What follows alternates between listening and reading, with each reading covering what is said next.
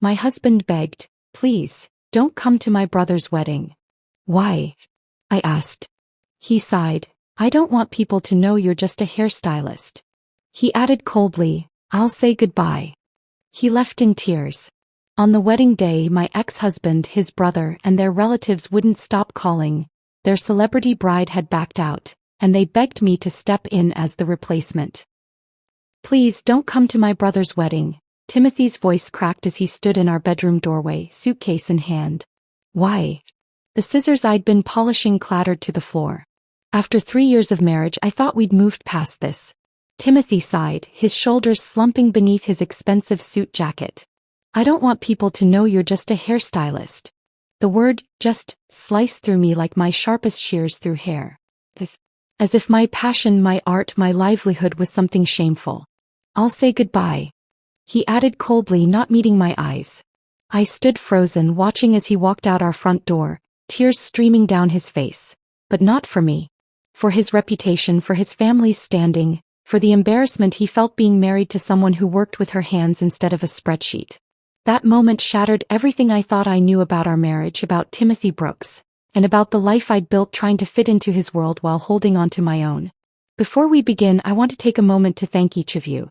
If you've ever felt undervalued or dismissed for your passion, this story might resonate with you. Follow Victoria's journey as she stands up for her worth in a world that tries to diminish it. Subscribe to join our community of readers who appreciate stories of authenticity and empowerment. It's completely free and ensures you never miss our next compelling narrative of resilience and self-respect. The irony wasn't lost on me. We'd met 3 years earlier at a charity event where I was volunteering, styling hair for cancer survivors preparing for a confidence-building photo shoot.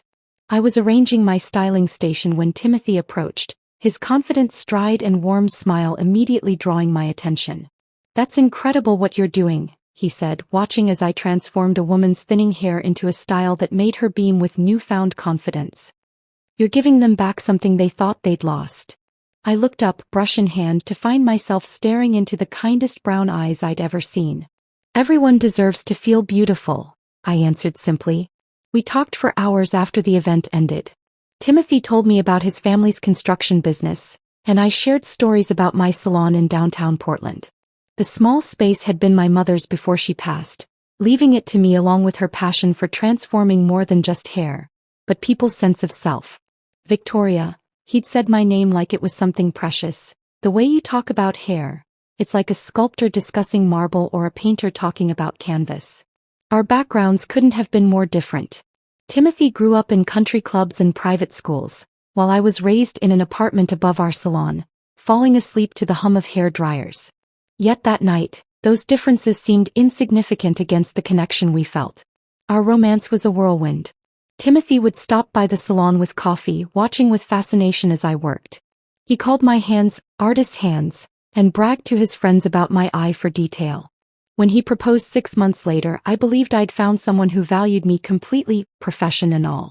The first sign that something was amiss came during dinner with his family. The Brooks residence was intimidating, all high ceilings and artwork that cost more than my yearly salon income.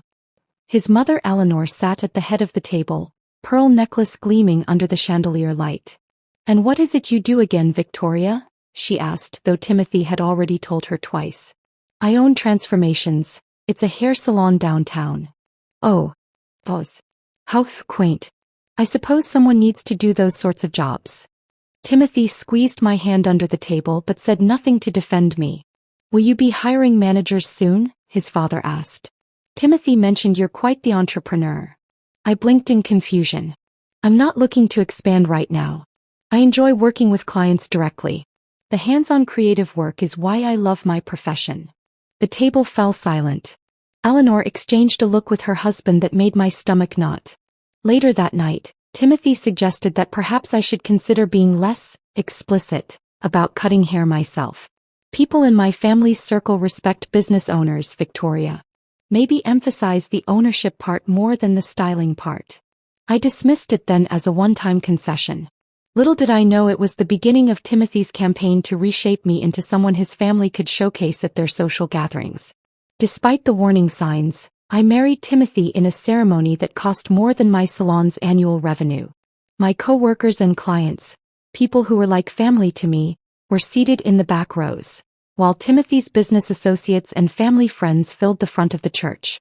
During the reception, I excused myself to use the restroom and overheard Timothy's voice around the corner, speaking to his college roommate. No, Victoria's working on getting into management. The hands-on stuff is just temporary. She's got bigger plans. I stood there, beautiful in my designer wedding dress, feeling like a fraud. He was already ashamed of me, already lying about who I was and what I loved. But I'd walked down the aisle, said my vows, and convinced myself that love would bridge our differences. For 3 years, I tried to be both the woman Timothy wanted to show off and the hairstylist who found joy in transforming clients.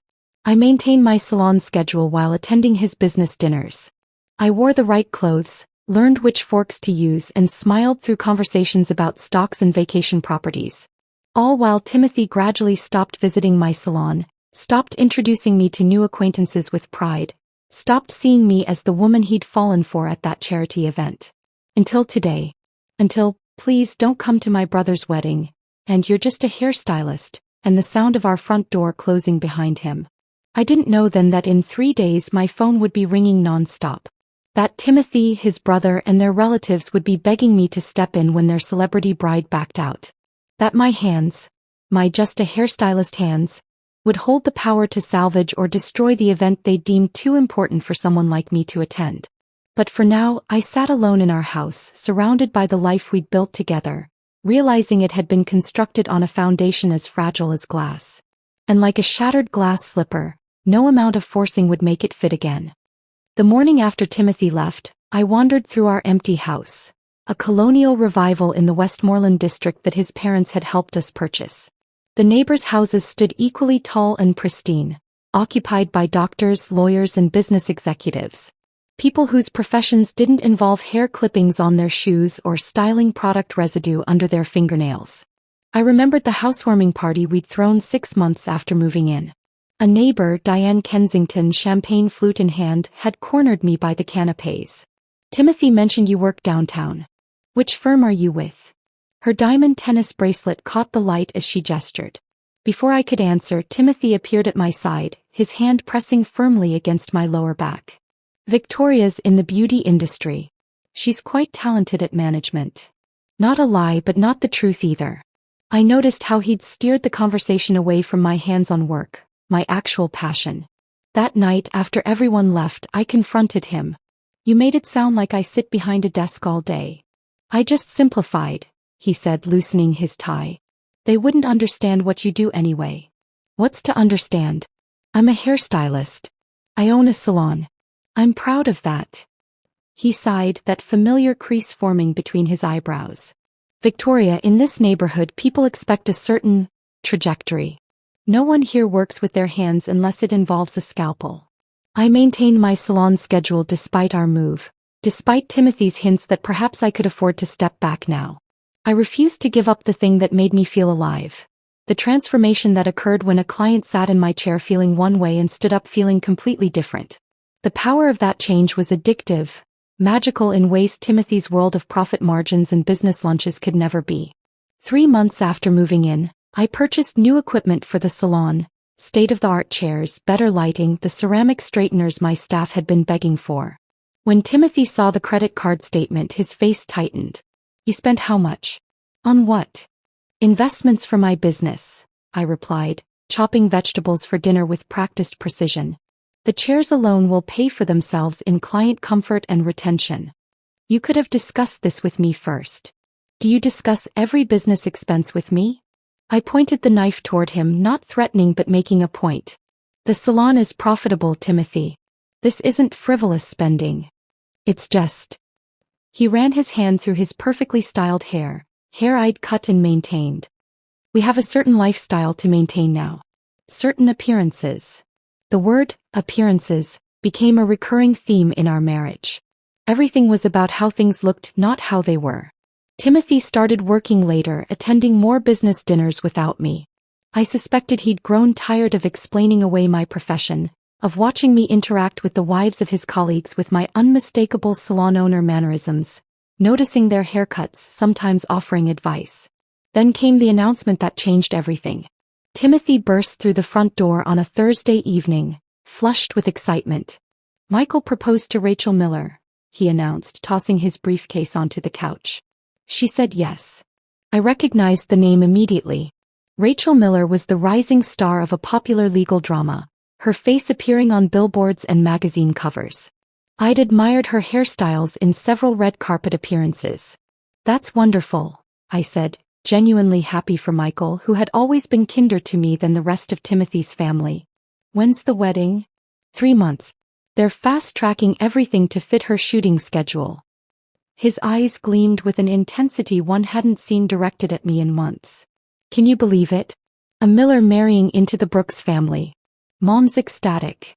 Over the following weeks, the Miller-Brooks wedding consumed all family conversations.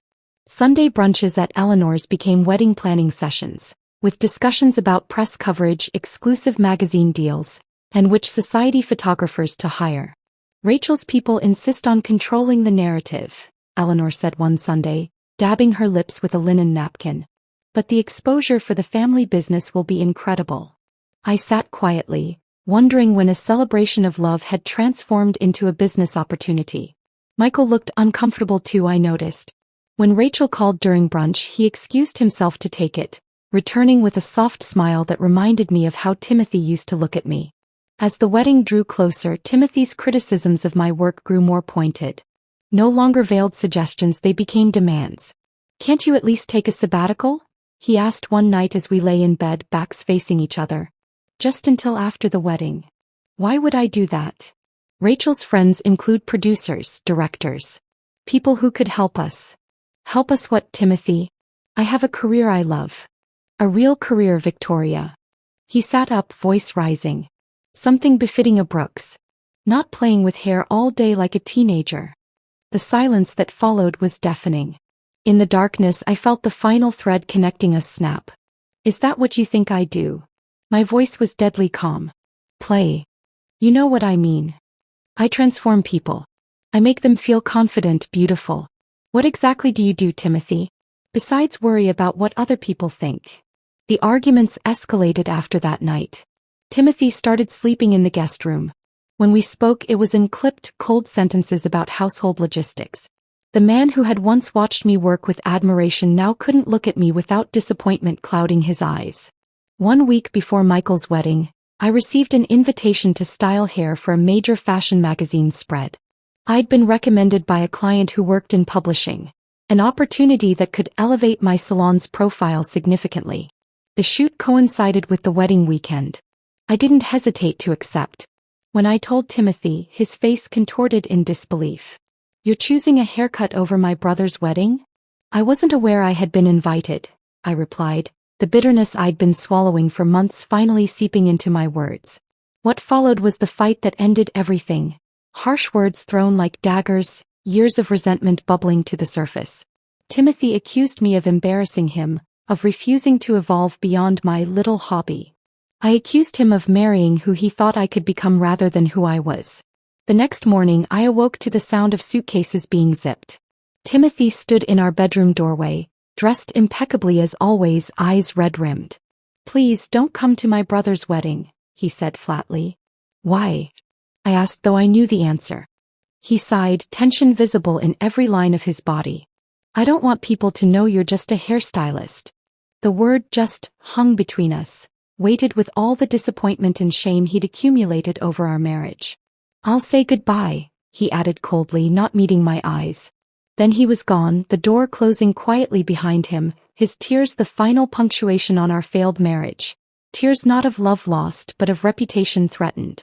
I sat in the aftermath, scissors in hand, realizing I'd spent 3 years trying to cut away parts of myself to fit Timothy's vision, when all along I should have been trimming away his expectations instead. For 5 days after Timothy walked out, I moved through our house like a ghost. I canceled my appointments at the salon, telling my assistant manager Zoe to handle things. I couldn't bear to transform others when I felt so utterly broken myself. On the 6th day, I woke up with a strange clarity. I looked at my reflection, hair unwashed, eyes hollow, and suddenly felt disgusted. Not with my profession, but with how I'd allowed someone else to make me feel ashamed of it. I showered, dressed, and drove to my salon. The familiar scent of shampoo and styling products washed over me as I pushed open the door. Zoe looked up, surprise crossing her features. Boss, we weren't expecting you until next week. I grabbed my apron, tying it around my waist with practiced movements. I need to work. That day I channeled every emotion into my craft. Each snip of my scissors felt like cutting away Timothy's influence. Every client who left my chair smiling reminded me of why I loved what I did. By closing time, the weight on my chest had lightened marginally. The next morning, 2 days before Michael's wedding, my phone rang at 6:17 a.m. Eleanor Brooks' name flashed on the screen. I nearly declined the call, but curiosity got the better of me. Victoria. Her voice was higher than usual, tight with barely controlled panic. I need to speak with you. I'm listening. I kept my tone neutral, sitting up in bed. It's about the wedding. Rachel's hairstylist canceled last night. Food poisoning or some nonsense. The replacement they found this morning was catastrophic. I bit back a laugh. That sounds unfortunate. It's a disaster. Eleanor's composure cracked. Her hair looks dreadful, and the photographer for the rehearsal dinner is arriving in hours. Rachel is hysterical. The satisfaction warming my chest was petty but undeniable. What does this have to do with me, Eleanor? Boss. We need you. Your skills. The word sounded as if it physically pained her to say it. My skills as what, exactly? A hairstylist. I emphasized the last word. Another pause. Yes. I thought my profession was an embarrassment to the family. Victoria, please. Her voice dropped to a whisper. This wedding is important to all of us. I'm asking for your help.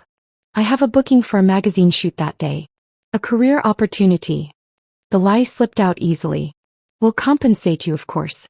Whatever your rate is, plus a consideration for the inconvenience. I'll think about it, I said, ending the call before she could respond. I was making coffee when my phone dinged with a voicemail notification. Michael's name appeared on the screen. I hesitated before playing it. Victoria, it's Michael. I know things are horrible between you and Tim right now, and I wouldn't ask if we weren't desperate.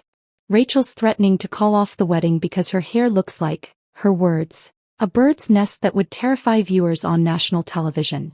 None of the stylists we've called can fix it. Please, if you could find it in your heart to help us, I'd be eternally grateful. I know my brother has been an idiot, but this isn't about him. It's about Rachel, and honestly, I love her too much to let hair ruin our day. His sincerity gave me pause. Michael had always been kind to me, defending me subtly when Eleanor made her cutting remarks. Unlike Timothy, he seemed to genuinely love Rachel for who she was, not what she represented. The final call came at noon. Timothy's name flashed on my screen, sending my heart into an unwelcome flutter. I answered without speaking. Victoria. His voice sounded rough, as if he hadn't slept. Are you there? I'm here. I know I have no right to ask anything of you. He swallowed audibly. But Michael is falling apart. Rachel's hair is, it's beyond salvaging by normal standards. Normal standards? I couldn't help the edge in my voice. That came out wrong. He exhaled sharply. What I meant was, someone with extraordinary talent is needed. Someone like you. The compliment felt hollow after everything. Why should I help you, Timothy? You made it abundantly clear how you feel about my profession. I was wrong. His voice cracked. I've been wrong about so many things. Please, Victoria. I'm begging you. Silence stretched between us. The ceremony is tomorrow at 4, he finally said. Rachel's at the Fairmont Hotel with the bridal party. Room 718. I said nothing but didn't hang up. There's one more thing you should know, he added, hesitation evident in his voice. My parents. They told everyone you're an interior designer. 4 high-end clients in Portland. The revelation shouldn't have surprised me, yet it still stung. An interior designer? They thought it sounded more compatible with the family image. A bitter laugh escaped me. So your family is finally desperate enough to acknowledge what I actually do, but only in private. How fitting. Victoria. Goodbye, Timothy. After hanging up, I sat motionless at my kitchen island, tracing the granite patterns with my fingertip. The petty part of me wanted to ignore their pleas, to let them suffer the consequences of their snobbery. But another part, the professional who took pride in her craft, couldn't bear the thought of anyone walking down the aisle feeling less than confident. Not for Timothy. Not even for Michael. But for Rachel, who was caught in the crossfire of family politics on what should be her happiest day. I called Zoe. I need you to bring my emergency kit to the salon. The leather case with the Japanese scissors and the special products in the locked cabinet. I've got a situation. An hour later, I stood before my closet, selecting an outfit that would be appropriate for a high society wedding venue but practical enough to work in. I chose a sleek black dress with a high neckline and cap sleeves, elegant yet understated. Professional. As I packed my tools, each one sliding into its designated pocket in my leather case, I felt a curious sense of power. For once, the Brooks family needed me. Not the version of me they wanted to present to society, but the real me with my just a hairstylist hands and my embarrassing profession. I glanced at my reflection one last time before leaving. Back straight, chin up, expression composed. No one would guess I was walking into the lion's den with nothing but scissors as my weapon. The drive to the Fairmont took 30 minutes. As I pulled into the circular driveway, a valet approached. "I'm here for the Miller Brooks wedding party," I said, handing him my keys. "Room 718. My styling case felt heavy in my hand as I crossed the opulent lobby, rode the elevator to the 7th floor, and walked down the carpeted hallway. Outside room 718 I paused, drawing a deep breath. Then I knocked, ready to face whatever chaos awaited on the other side. And perhaps, to reclaim something of myself in the process. The door swung open before my knuckles could connect a second time. Eleanor stood there, her usually perfect appearance noticeably disheveled. Mascara slightly smudged, hair coming loose from its chignon. "Thank God," she whispered, pulling me inside with unexpected force. The suite was chaos incarnate. Garment bags were strewn across furniture. Makeup palettes lay open on every surface, and the sharp scent of hairspray hung thick in the air. In the center of the storm sat Rachel Miller on a vanity chair, wrapped in a silk robe, her face buried in her hands. Timothy stood by the window, phone pressed to his ear, his back to the room. When he turned and saw me, the relief in his eyes quickly gave way to something else. Shame, perhaps, or regret. He mumbled something into the phone and hung up, unable to meet my gaze. "Victoria's here," Eleanor announced, her voice recovering its usual commanding tone. Rachel looked up, her red-rimmed eyes widening slightly. Even in distress, I could see why she was captivating on screen. Striking features, expressive eyes, a presence that demanded attention. Her hair, however, was indeed a catastrophe. Uneven layers chopped with no understanding of her face shape. Color unevenly applied, creating a brassy, patchy effect, and texture that couldn't decide if it wanted to be curly or straight. "You're the hairstylist?" Rachel asked, eyeing me with naked desperation. "I am," I replied, setting my case on the nearby console table. I met her gaze directly. "I'm Victoria. Timothy's?" Her voice trailed off, clearly uncertain how to label me given the circumstances. "Wife," I supplied simply. No need to complicate matters with impending divorce discussions. "Hey, I gestured toward her hair. She nodded, straightening in the chair. The salon sent someone they claimed was their best. Clearly, their standards are subterranean. I circled her slowly, assessing the damage from all angles. The situation was bad but not irredeemable. I'd fixed worse catastrophes before major events. "I can work with this," I said, opening my case with practiced precision. The leather unfolded to reveal my tools, arranged by function, each in its designated pocket. I noticed Eleanor watching with barely concealed surprise as I laid out professional-grade scissors, combs, clips, and products with surgical efficiency. "Tell me what you were hoping for," I asked Rachel, meeting her eyes in the mirror as I gently ran my fingers through her damaged hair, mentally cataloging texture, density, and problem areas. "I wanted something elegant but natural. Not trying too hard, you know? I hate those overdone celebrity wedding looks," she explained, her hands moving expressively. "Michael loves my hair when it's simple." I nodded, already formulating a plan. "I can create something that honors your natural texture but elevates it for the occasion. I'll need about 90 minutes. "We don't have," Eleanor began. 90 minutes or she walks down the aisle like this," I interrupted calmly, not looking away from Rachel's reflection. "Your choice." Eleanor fell silent. From the corner of my eye, I saw Timothy shift uncomfortably. Do what you need to do, Rachel said decisively. Everyone else out. Except. She hesitated. Would you mind staying, Victoria? Just you. I need some peace. The look on Eleanor's face was priceless. A mixture of indignation and disbelief. Timothy appeared ready to protest but caught himself. Within moments they filed out, the door closing behind them with a soft click. As I began working, first wetting her hair to assess the true damage, then applying a treatment to restore moisture and shine, Rachel visibly relaxed. Thank you, she said softly. Not just for the hair, but for the rescue from family suffocation. I smiled despite myself. Happy to help with both. As my hands worked, we fell into conversation.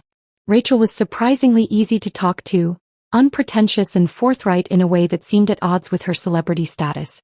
So you're the mysterious wife, she said, watching me work in the mirror. Michael speaks highly of you, but the rest of them change the subject whenever your name comes up.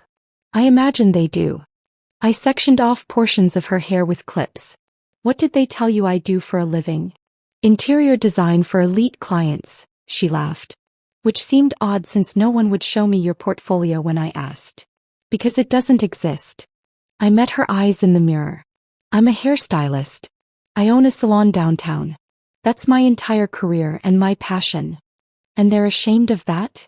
She shook her head slightly, careful not to disrupt my work. That tracks with the Brooks family vibe I've been getting.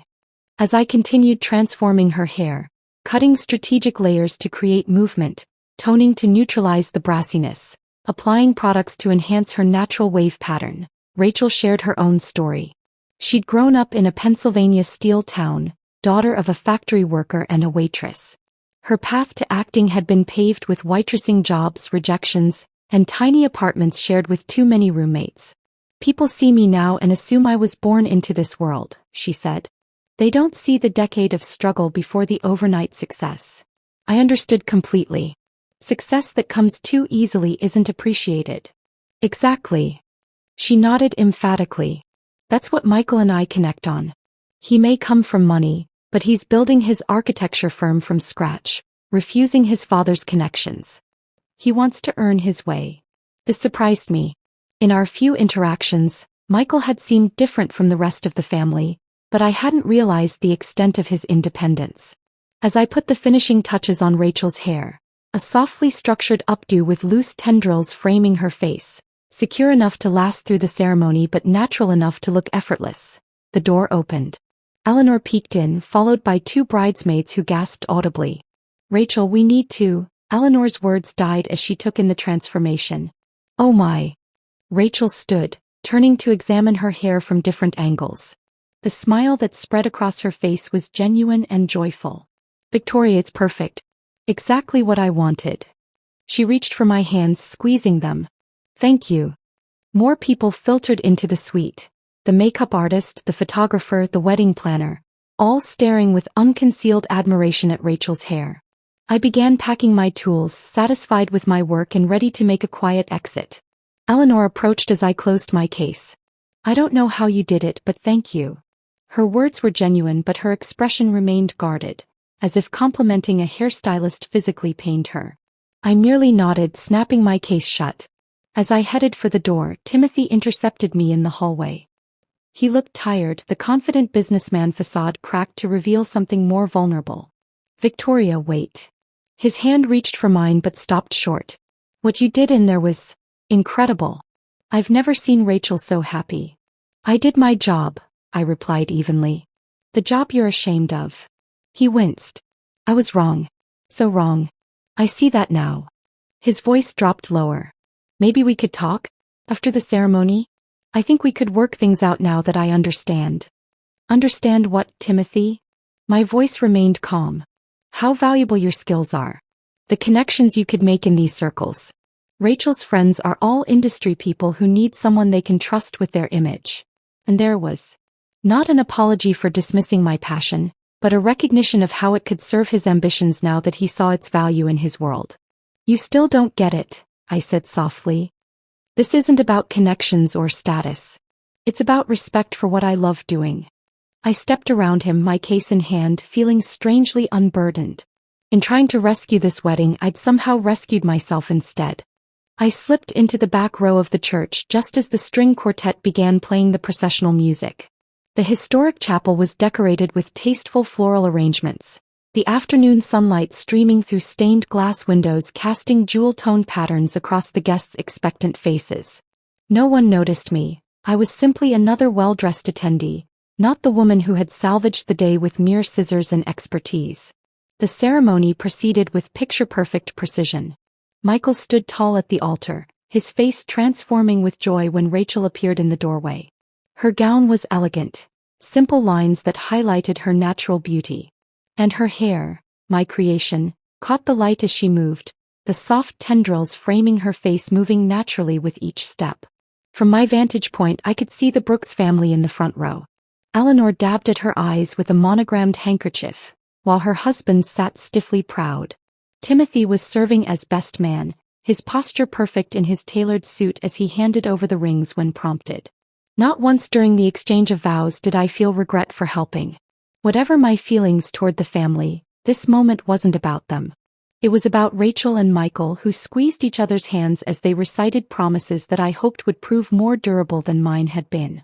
After the ceremony, I lingered in the church garden, reluctant to join the reception but not quite ready to leave.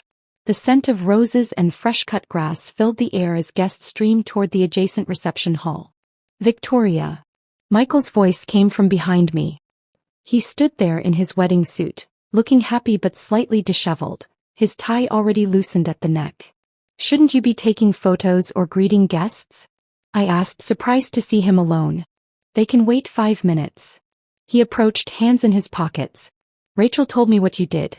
How you stepped in when we didn't deserve your help. I shrugged. Professional pride. I couldn't let anyone walk down the aisle with hair like that, even if I wanted to. Michael laughed, then grew serious. It was more than that, and we both know it. He gestured to a nearby bench and we sat. I want to apologize for my family. For how they've treated you. For how Timothy. He trailed off. You don't need to apologize for your brother, I said. Maybe not, but I understand him better than most. Michael stared at his polished shoes.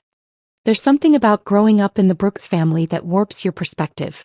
Everything becomes about appearances, connections, the right schools, the right professions.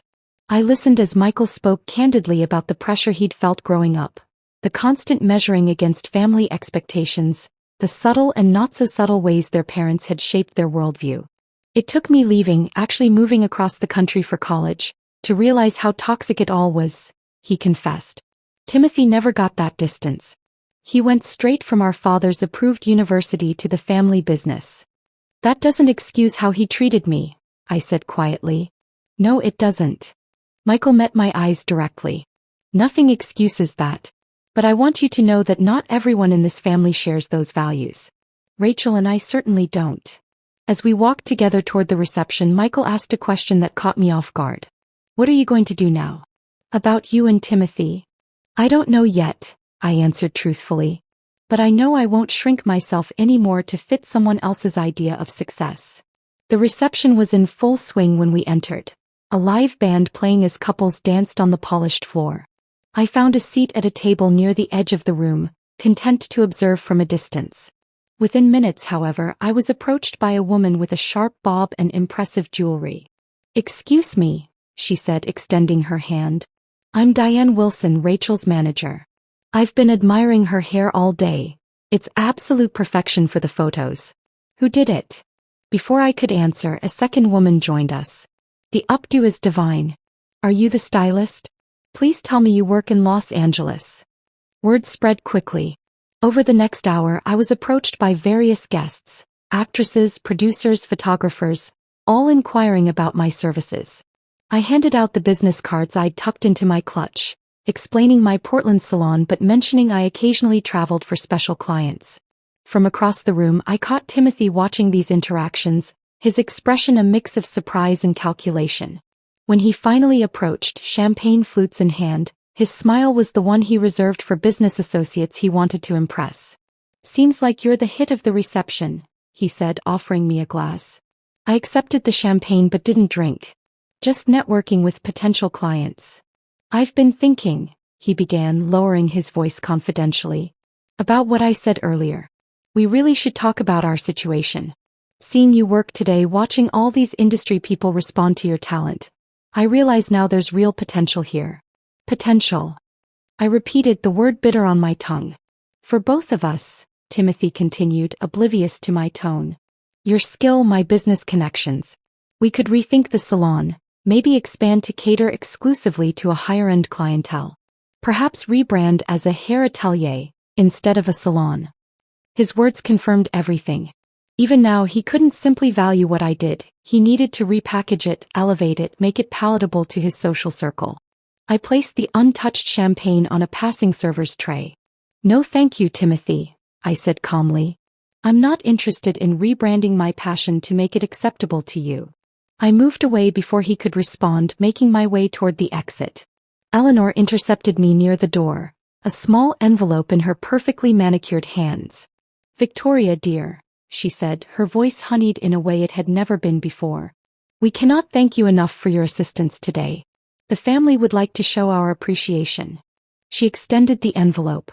I didn't need to open it to know it contained a check, payment for services rendered, with perhaps a premium for the embarrassment of having to acknowledge my profession. I don't want your money, Eleanor. Her smile faltered. But surely you should be compensated for your time and expertise. What I want is much simpler, I said, meeting her gaze steadily. Acknowledgement that there's dignity in all honest work, including styling hair. That what matters isn't the prestige of a career but the passion and skill one brings to it. Eleanor blinked rapidly, clearly unprepared for this response. I don't understand what you... You don't have to understand, I interrupted gently.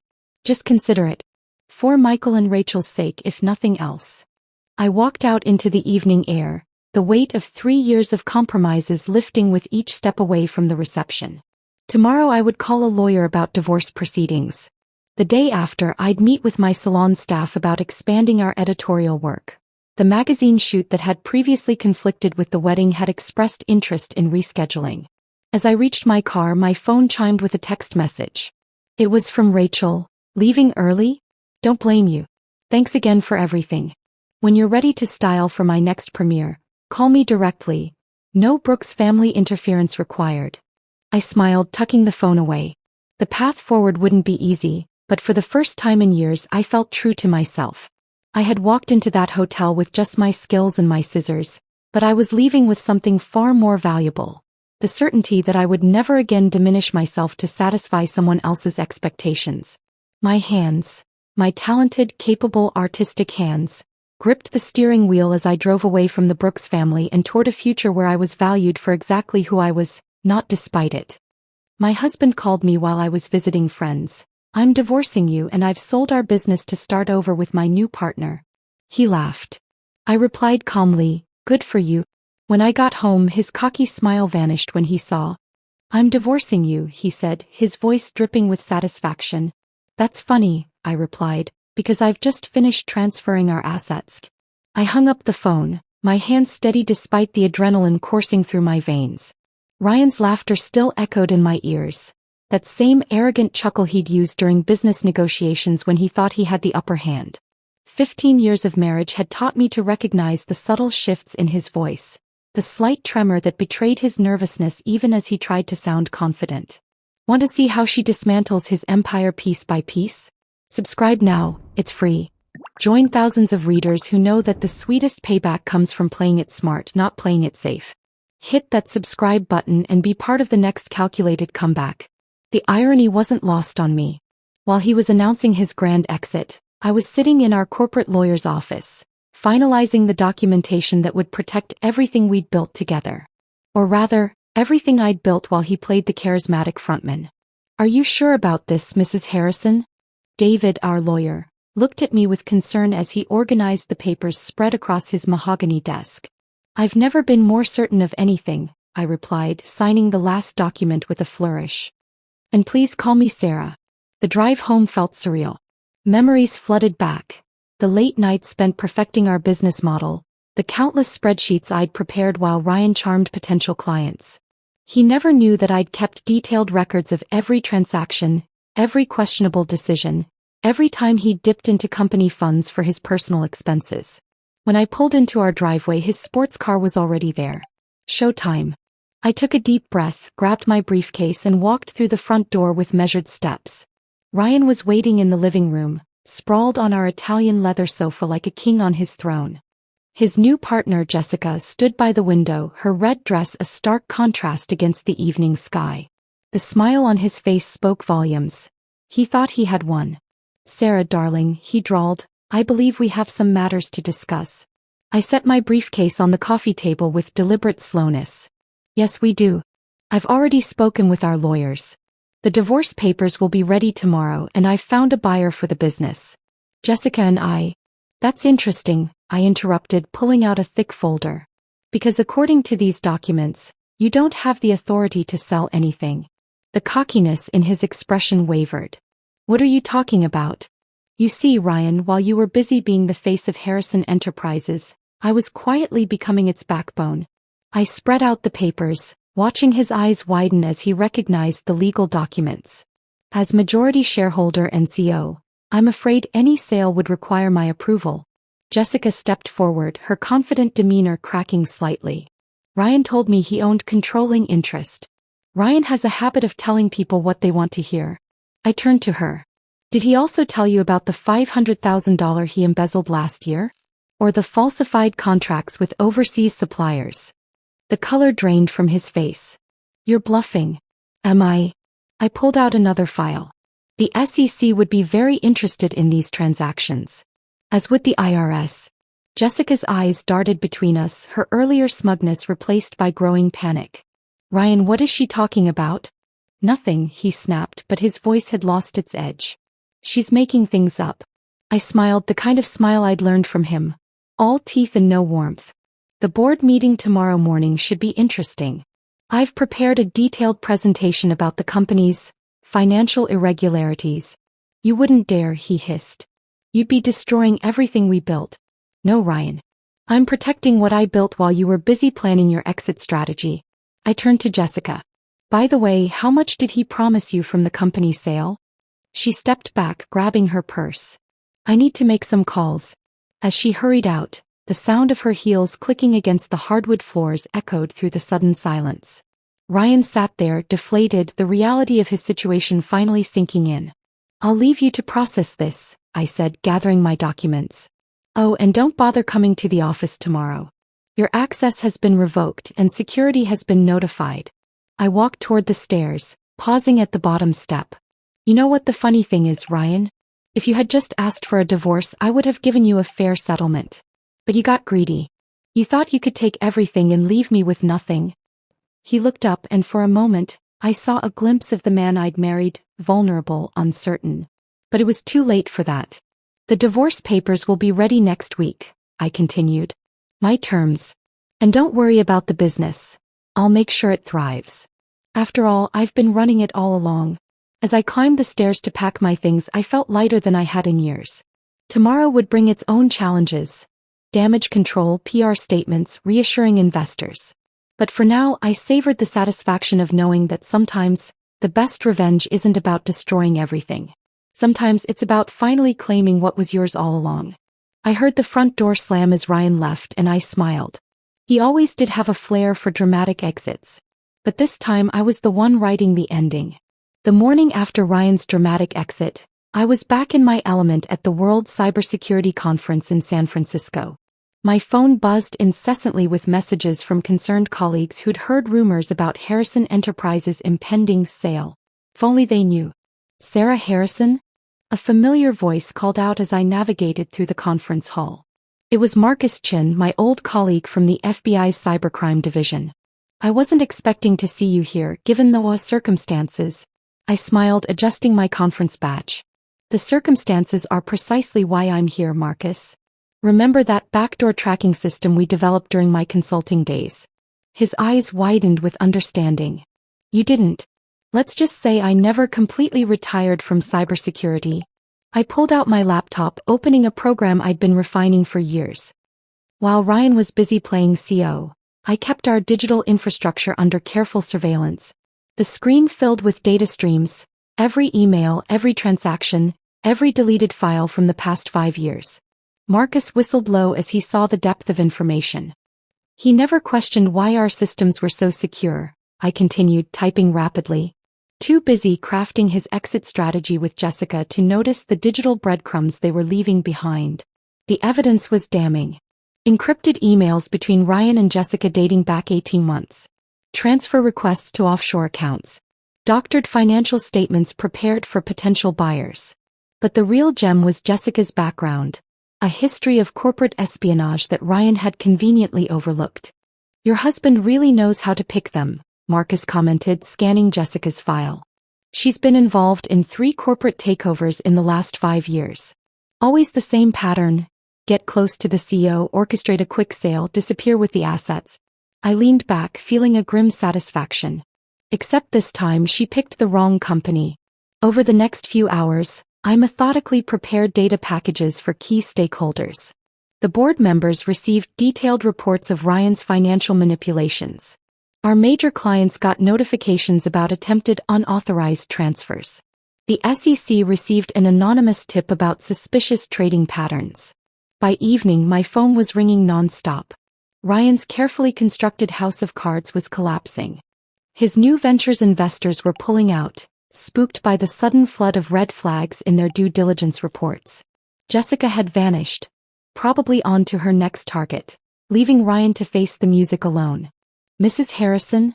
My assistant's voice crackled through the phone. Mr. Davidson from the board is requesting an emergency meeting. And the SEC has sent investigators to the office. Perfect timing, I replied, packing up my equipment. Tell them I'll be there in an hour. As I drove back to the office, I couldn't help but appreciate the irony. Ryan had always dismissed my excessive focus on cybersecurity as paranoia. We're not the NSA, darling, he'd say patronizingly. We're just a regular business. But in today's world, information is power. Every digital footprint tells a story, and I had been collecting stories for years. Not out of paranoia but preparation. Because in my experience, people who think they're above the rules eventually try to break them. The office was buzzing when I arrived. Investigators occupied the conference room, surrounded by boxes of documents. Board members huddled in corners, whispering urgently. And there, in the middle of it all, stood Ryan, his expensive suit wrinkled, his confidence shattered. What did you do? He hissed as I passed him. I paused, remembering all the times he'd interrupted my technical explanations with that condescending smile. I protected our company, Ryan. Something you should have thought about before trying to sell it from under me. His face contorted with anger, but before he could respond, an investigator called him into the conference room. I watched him go, knowing that his reputation in the business community was already in tatters. No one trusts a CEO who can't protect their own company's digital assets. As I settled into my office, preparing for the long night ahead, a message popped up on my screen. It was from Jessica, routed through multiple servers. Well played. I smiled, typing a quick response. Better luck next time. But maybe pick a target who doesn't know how to follow the breadcrumbs. Sometimes the best revenge isn't about destruction. It's about illumination. And in the digital age, there's nowhere to hide from the truth when someone knows where to look. The charity board meeting at the Metropolitan Museum was interrupted by concerned whispers and furtive glances at phones. News of Harrison Enterprises' upheaval had spread through the city's elite circles like wildfire. As chairwoman of the Business Ethics Committee, the irony wasn't lost on me. Sarah, Elizabeth Morton, head of the charity board, touched my arm gently.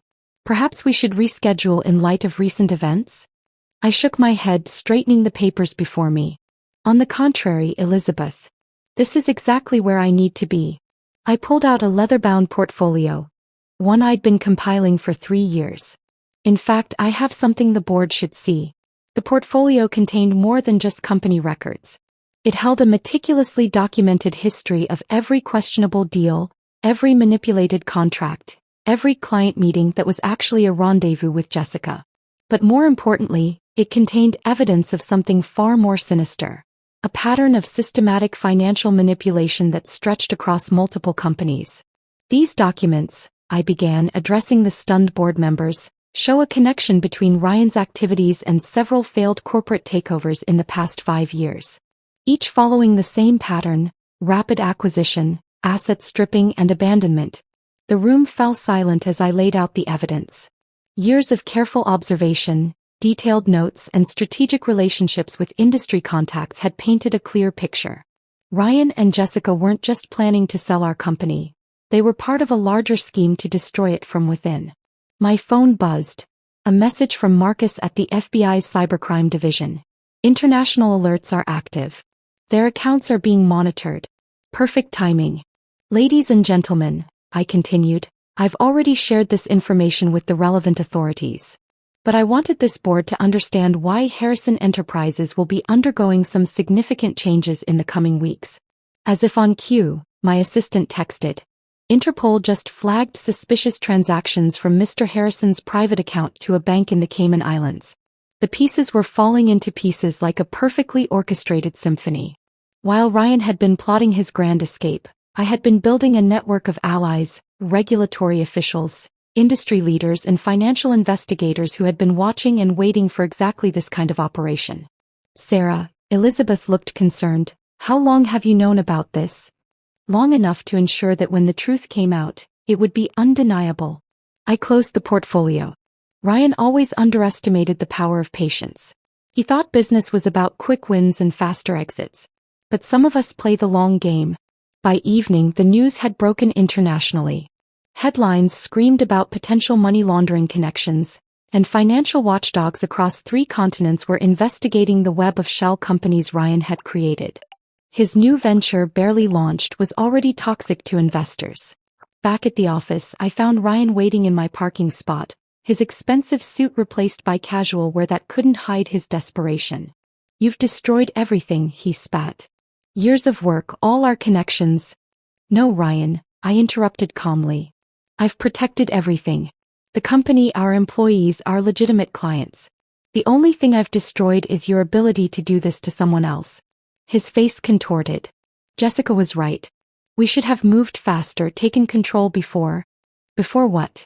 Before I could reveal that your new partner has been under investigation for corporate fraud in 3 countries?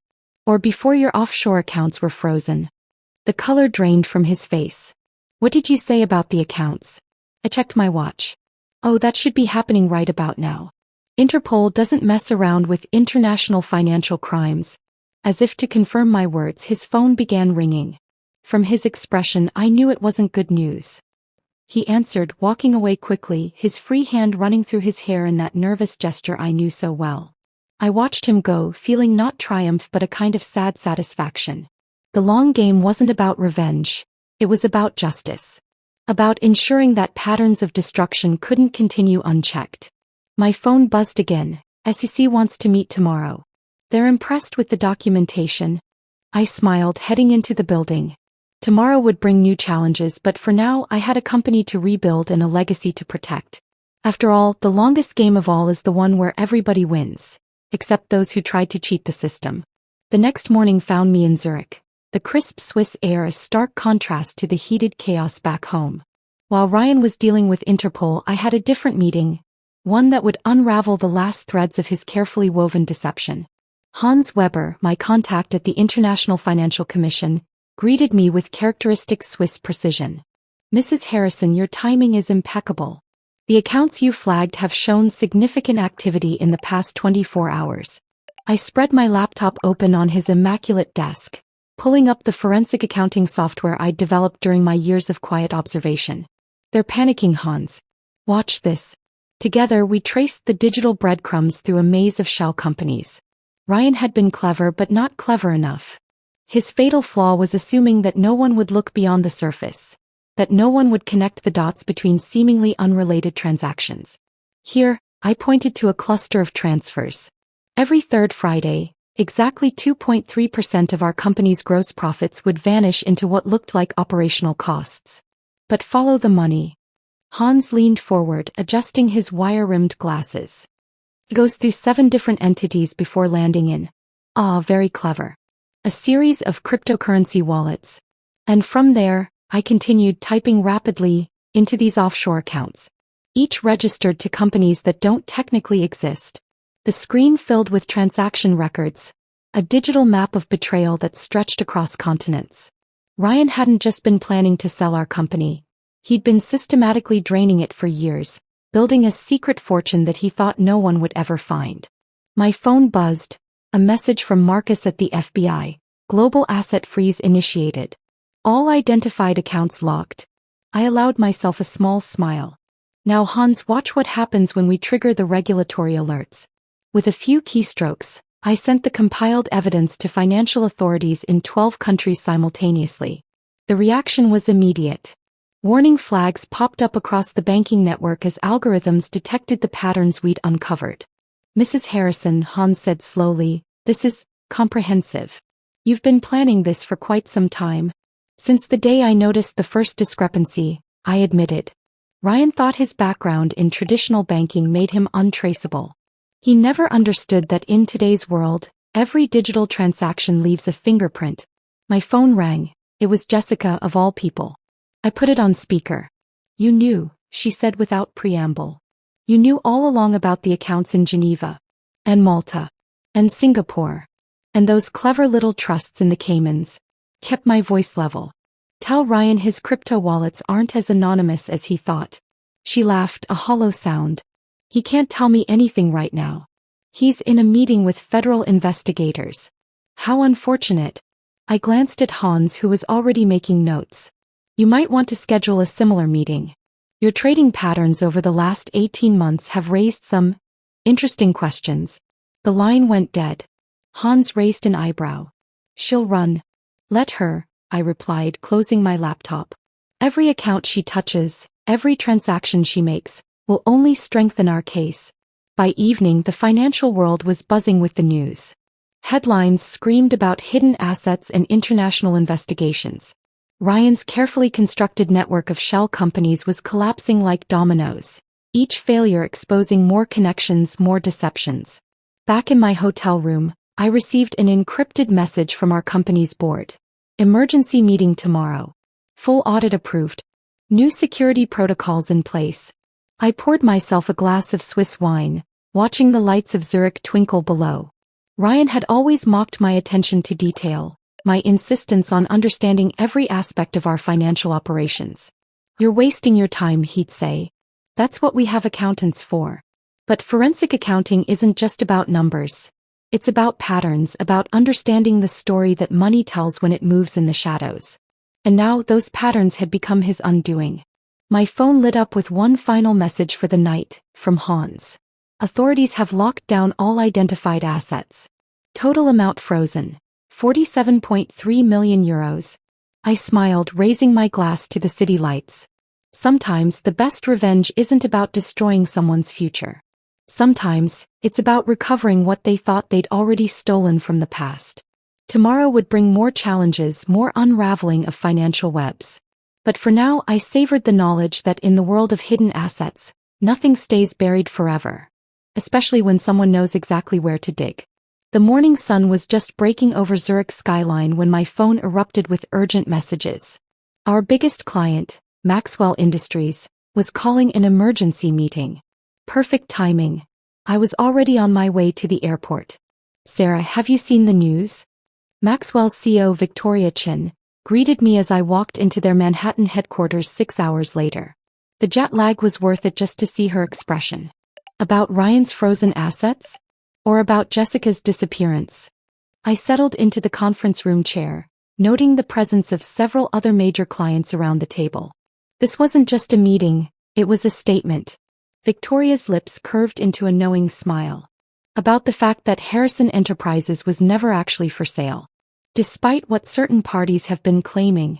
I pulled out my tablet, bringing up our client portfolio. That's actually why I wanted to meet with all of you today. Ryan wasn't just planning to sell the company. He was actively undermining our client relationships. The room fell silent as I displayed emails showing Ryan's attempts to poach our top clients for his new venture. Proposals with inflated numbers, promises he could never keep, and worst of all, manipulated data about our company's performance. He approached me last week. James Morrison, our second largest client, spoke up. The numbers seemed too good to be true. Now I know why.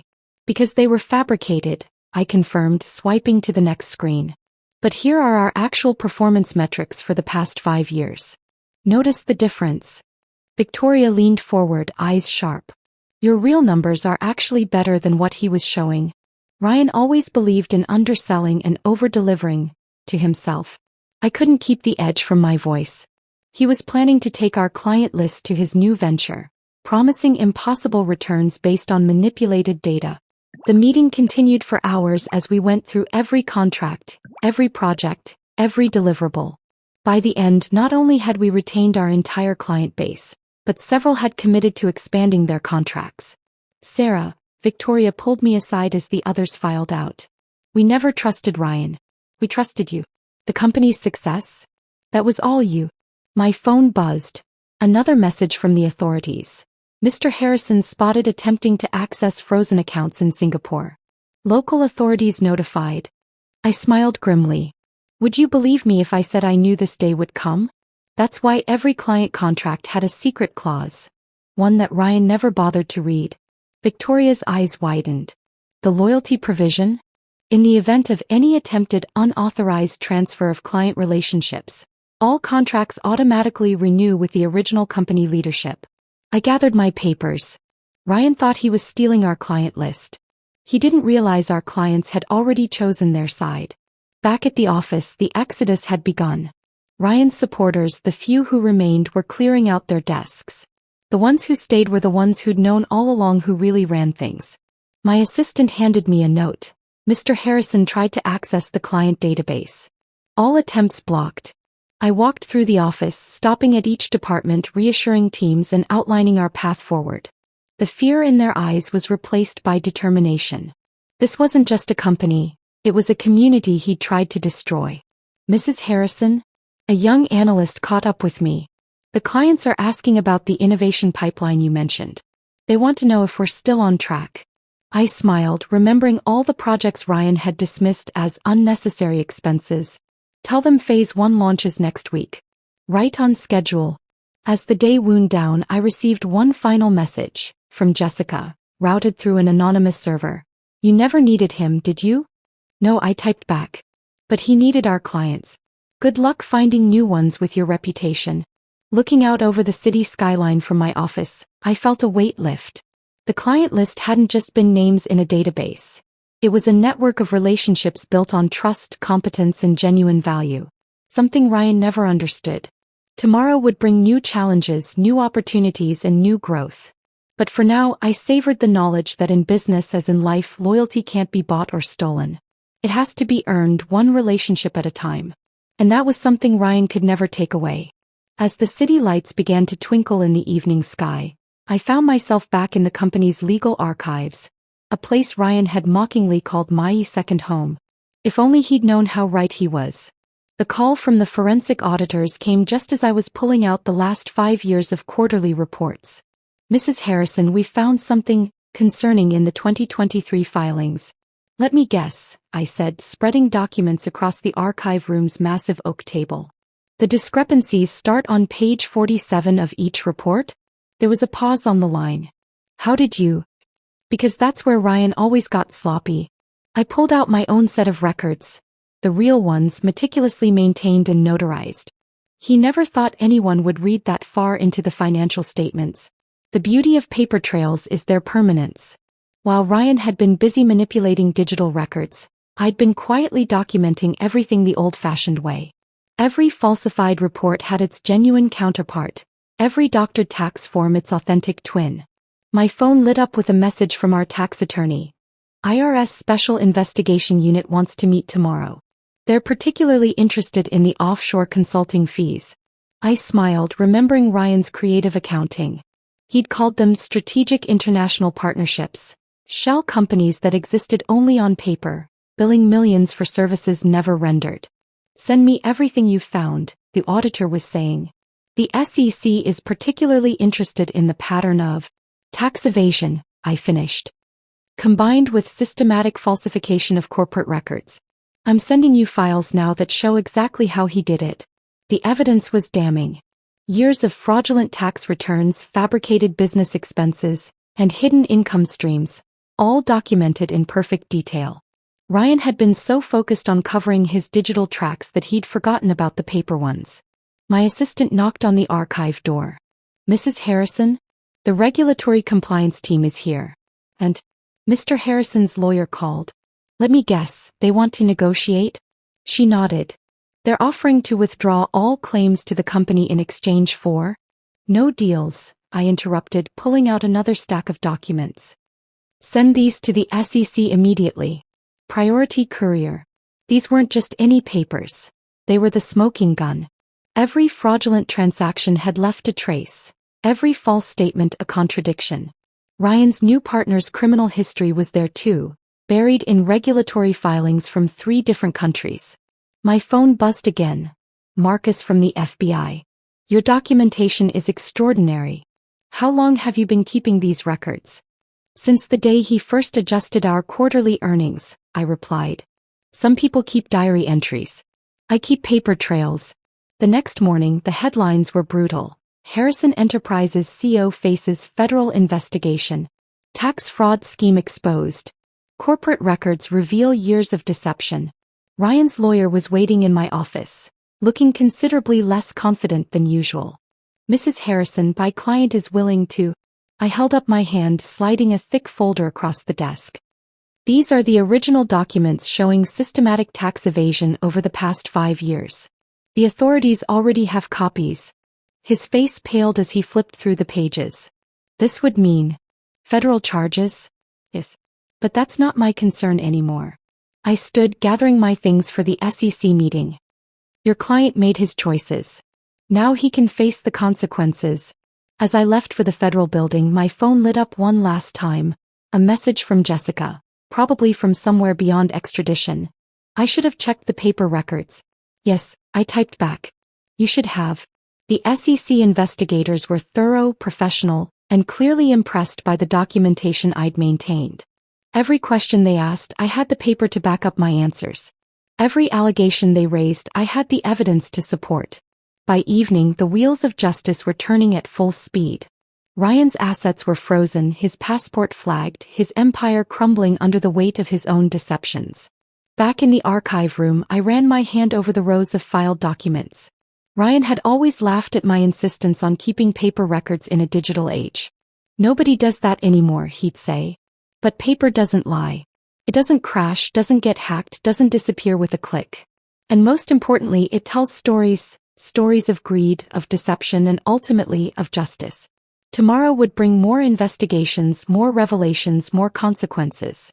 But for now, I took comfort in knowing that sometimes, the most powerful weapon isn't revenge. It's simply the truth, preserved one page at a time. While the SEC was combing through our paper trail, I found myself at the annual Global Business Summit, an event Ryan had always dominated with his charisma. This year, however, the whispers that followed me through the convention center had a different tone. Sarah Harrison, Bernard Walsh, CEO of our largest competitor, intercepted me by the keynote stage. "I believe we have some matters to discuss." I checked my phone. Another update from the authorities about Ryan's failed attempts to access frozen accounts. "Indeed we do, Bernard. Particularly about those merger talks Ryan initiated last month." His eyebrows shot up. "How did you know about the confidential meetings?" I led him to a quiet corner. "The same way I know about the falsified projections he showed you." "Tell me, did the number seem a bit too perfect?" Bernard's expression shifted from surprise to understanding. "We thought something was off. The growth predictions, the market share calculations, all fabricated," I confirmed, pulling up the real data on my tablet. "But here's what's interesting. While Ryan was trying to orchestrate a hostile takeover through you, he was feeding similar false information to every major player in the industry." The summit became my war room. One by one, I met with industry leaders, sharing the truth behind Ryan's elaborate scheme. He hadn't just planned to sell our company, he'd been playing the entire industry against itself, creating a bidding war based on lies. My phone buzzed. A message from Victoria Chen. "Market analysts are starting to connect the dots. Ryan's new venture stock is in free fall." Perfect timing. I had just finished briefing the industry ethics committee when the news broke. Market manipulation scheme exposed. Multiple companies targeted. "Sarah," Bernard caught up with me again as I was leaving the main hall. The industry coalition wants to issue a joint statement. We need to present a united front. I smiled, remembering all the times Ryan had dismissed industry cooperation as weakness. Send me the draft. And Bernard? Check your merger documentation. Page 23 might interest you. Back at my hotel room, the pieces were falling into place. Industry support was crystallizing, not around Ryan's promises of quick profits, but around the truth and the need to protect the market from similar schemes. My assistant's message flashed on screen. Competitors are withdrawing from all negotiations initiated by Mr. Harrison. His new venture's funding is collapsing. I opened my laptop, connecting to a secure video call with our board. The screen filled with familiar faces, all wearing expressions of grim satisfaction. The industry response has been unanimous, I reported. Every major player has agreed to share information about Ryan's approaches. The pattern is clear. He was setting up a massive market manipulation play. And Jessica, one board member asked. Currently being investigated by market regulators in 3 countries. I pulled up her file. Turns out this wasn't her first attempt at industry-wide manipulation. The strategy was working perfectly. By exposing Ryan's schemes to the industry as a whole, we weren't just protecting our company, we were inoculating the entire market against his tactics. A final message came through as the day ended, from Ryan himself. You've turned everyone against me. No, I typed back. You did that yourself. I just showed them the truth. Looking out over the city from my hotel balcony, I reflected on how Ryan had never understood the real strength of business relationships. He saw every interaction as a transaction, every relationship as leverage. But in this industry, reputation and trust were everything. By trying to play everyone against each other, he'd only succeeded in uniting them against himself. Tomorrow would bring more revelations, more alliances, more strengthening of industry safeguards. But for now, I savored the knowledge that sometimes, the best revenge isn't about destroying someone's plans. It's about showing everyone exactly who they really are. My phone lit up one last time, a message from the Industry Ethics Committee. New protocols being implemented across the sector. Thank you for bringing this to light. I smiled, raising my coffee cup to the dawn. In the end, Ryan's greatest mistake wasn't betraying me. It was underestimating the power of industry solidarity. And that was a mistake he would never have the chance to make again. Dawn had barely broken over the city when I stepped into the SEC's Manhattan office. The timing couldn't have been more perfect. While Ryan was dealing with the industry fallout, I was about to unleash the final phase of his undoing. Mrs. Harrison, Agent Thompson greeted me, leading me through security. We've reviewed the preliminary evidence you provided. It's extensive. I placed my briefcase on the conference room table, extracting a series of encrypted drives. What you've seen is just the surface. These contain 5 years of documented corporate fraud, including evidence of systematic market manipulation. The room filled with federal investigators, each armed with laptops and grim expressions. As I walked them through the evidence, their expressions shifted from professional interest to stunned disbelief. He really thought he could get away with this? One investigator murmured, scrolling through transaction records. He thought nobody was watching, I corrected, pulling up another file. But I've been gathering evidence since the first red flag appeared in our books. My phone buzzed, a message from Marcus at the FBI. International Task Force assembled. Ready when you are. The timing was orchestrated perfectly. As I presented the evidence to the SEC, similar briefings were happening at regulatory agencies across 3 continents. Every fraudulent transaction, every manipulated report, every secret deal, all exposed simultaneously. This goes beyond corporate fraud, Agent Thompson said, studying a particularly damning series of documents. We're looking at potential RICO charges. I nodded, remembering all the times Ryan had dismissed compliance meetings as bureaucratic nonsense. Check the offshore accounts linked to these shell companies. You'll find connections to some interesting parties. The evidence was irrefutable. Years of witness statements, recorded conversations, and documented violations, all meticulously compiled and cross-referenced. Ryan hadn't just broken corporate laws. He'd created an entire shadow operation. My assistant's urgent message flashed on screen. Federal agents just arrived at Mr. Harrison's new office. Perfect. I pulled up the final piece of evidence, the smoking gun that would seal his fate. This is the original recording of Ryan discussing his plans with Jessica. Notice the date, 6 months before he tried to sell the company. The room fell silent as the audio played. Ryan's voice, casual and arrogant, detailed his scheme to defraud investors, manipulate markets and escape with millions. It was the kind of evidence prosecutors dream about. Mrs. Harrison, Agent Thompson leaned forward. You understand that as a whistleblower, you're entitled to certain protections. I'm not interested in protection, I interrupted, pulling out one last file. I'm interested in justice. And these documents prove that Ryan's operation extends far beyond our company. The investigation expanded rapidly. By afternoon, news channels were running breaking stories about a major corporate fraud investigation. Ryan's name was plastered across financial networks, his empire crumbling in real time.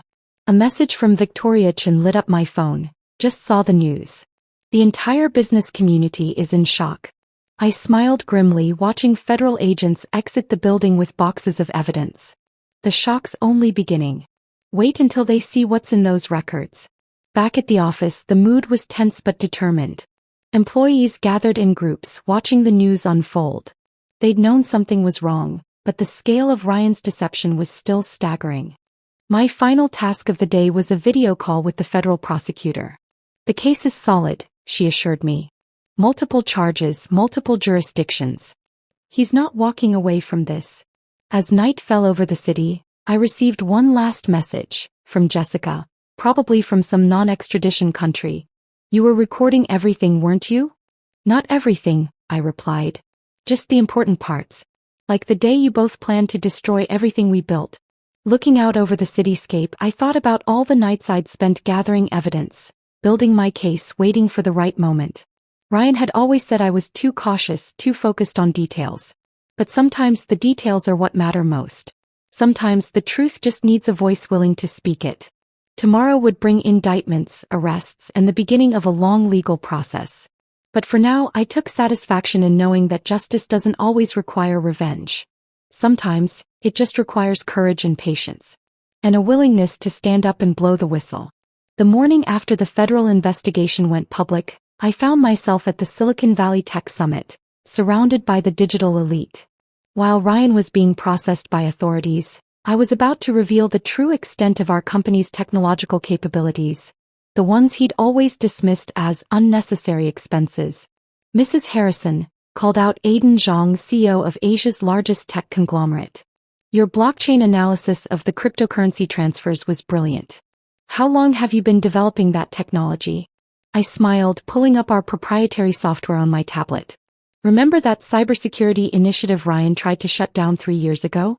This is what it evolved into. The presentation screen lit up with a complex web of cryptocurrency transactions, a digital map of Ryan and Jessica's attempts to hide their stolen assets. Every transfer, every wallet, every attempt at concealment was clearly visible. The beauty of blockchain, I explained to the captivated audience, is that it never forgets. They thought cryptocurrency would make them untraceable. Instead, it created a permanent record of their crimes. My phone buzzed. A message from our dev team. New suspicious activity detected. Mr. Harrison's associates attempting to access digital wallets through proxy servers. Perfect. I switched screens, showing the real-time tracking of their desperate attempts to salvage their hidden funds. Watch this, I told the assembled tech leaders. With a few keystrokes, I activated our blockchain security protocols. One by one, the digital pathways closed, the cryptocurrency wallets frozen, the escape routes sealed. It was like watching a digital news titan. Incredible, breathed Aiden. Your system isn't just tracking them, it's predicting their moves. Machine learning, I explained. Fed by years of monitoring their patterns. Ryan never understood why I insisted on maintaining our own tech division. He thought we could just outsource everything. The summit became a showcase for our technological capabilities. While Ryan had been playing with traditional finance, I'd been building a digital empire capable of tracking, tracing, and securing assets across the global digital landscape. My assistant's message flashed urgently. Their last crypto wallet just went dark. Total assets secured. $43.7 million. I nodded, turning back to the presentation. Ladies and gentlemen, what you're witnessing isn't just corporate security. It's the future of financial tracking and protection. The tech community's response was immediate and overwhelming. Partnership offers flooded in, companies eager to implement our security systems. Ryan's attempt to destroy us had instead revealed our true strength. Sarah, Aiden caught up with me after the presentation. The Asian markets are buzzing. Your company's stock is soaring. I checked the numbers on my phone, watching our market value climb. Amazing what happens when you invest in innovation instead of deception. Back in the command center we'd set up, our tech team was tracking the last desperate attempts by Ryan's associates to access their digital assets. Each attempt was met with an impenetrable wall of security protocols. My phone lit up with a message from the Federal Cybercrimes Unit. Your system just prevented a major cryptocurrency theft attempt. We need this technology. I smiled, remembering Ryan's mockery of our tech investments. Send me the details. We'll set up a secure implementation team. As evening fell, I received one final notification. A failed login attempt from what was presumably Jessica's location. Access denied. Account permanently locked. Blockchain is forever, I typed back. Every transaction, every transfer, every attempt to hide, it's all there in the ledger. Permanently. Looking out over Silicon Valley's glittering landscape, I reflected on how Ryan's greatest weakness had been his inability to embrace the digital age. He'd seen technology as a tool to be used, not a force to be mastered. Tomorrow would bring more innovations, more partnerships, more opportunities to reshape the financial technology landscape. But for now, I savored the irony that his attempt to destroy our company had only served to reveal its true potential. My phone buzzed one last time, a message from our lead developer. New security protocol successfully deployed. The digital fortress is complete. In the end, Ryan's betrayal hadn't just failed. It had catalyzed our transformation from a traditional business into a digital empire. And in this new world, there was no place to hide from the truth encoded in the blockchain. Dawn broke over Silicon Valley as I prepared for the most crucial shareholders meeting in our company's history.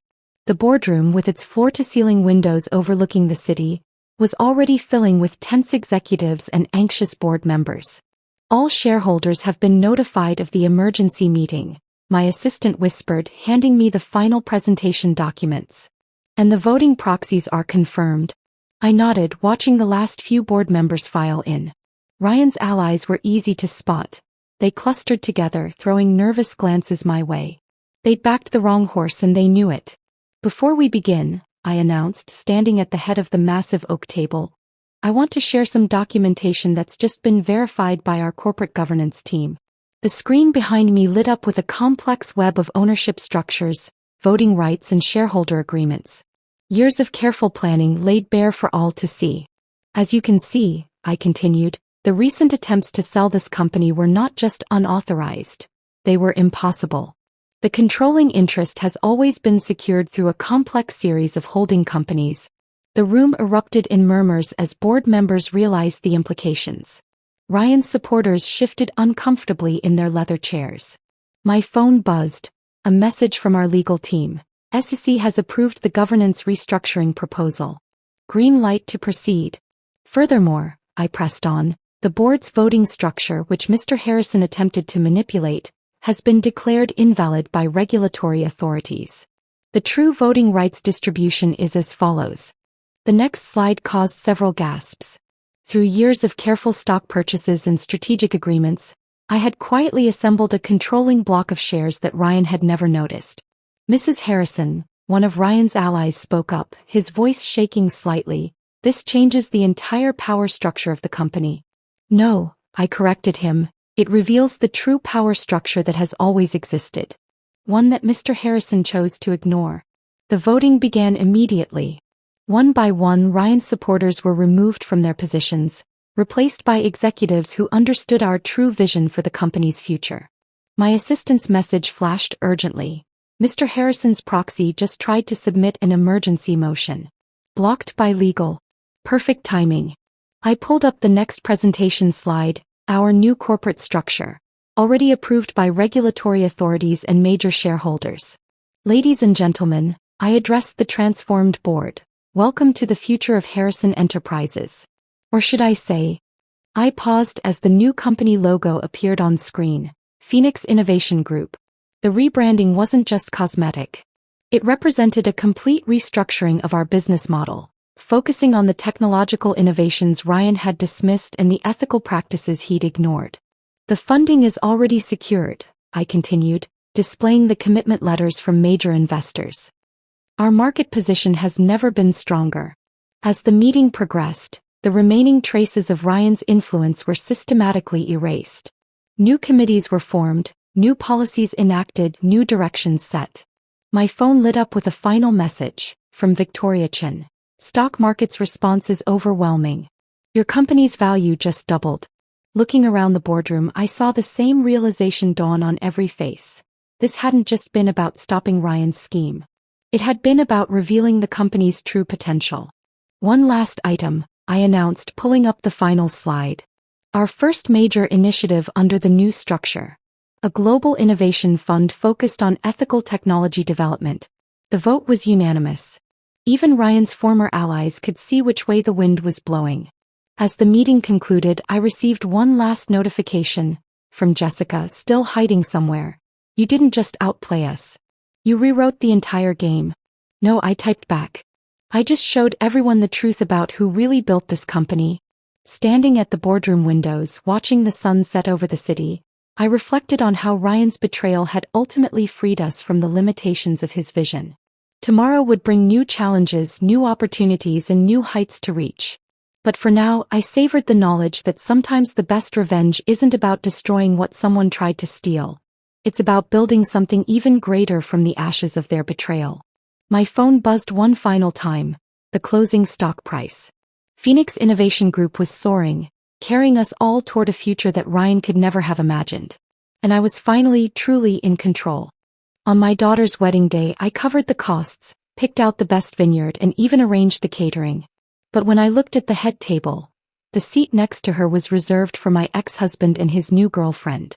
Even their cat had a spot. She turned to me and said, "Mom, you were always better at staying out of the spotlight." I didn't say a word. Right before I left, I slipped a note on the table. When she read it, the whole room froze. My hand froze midair as I stared at the cream-colored envelope. There, in familiar handwriting I hadn't seen in decades, was my name, Eleanor Richardson. Not, Mom. Just Eleanor.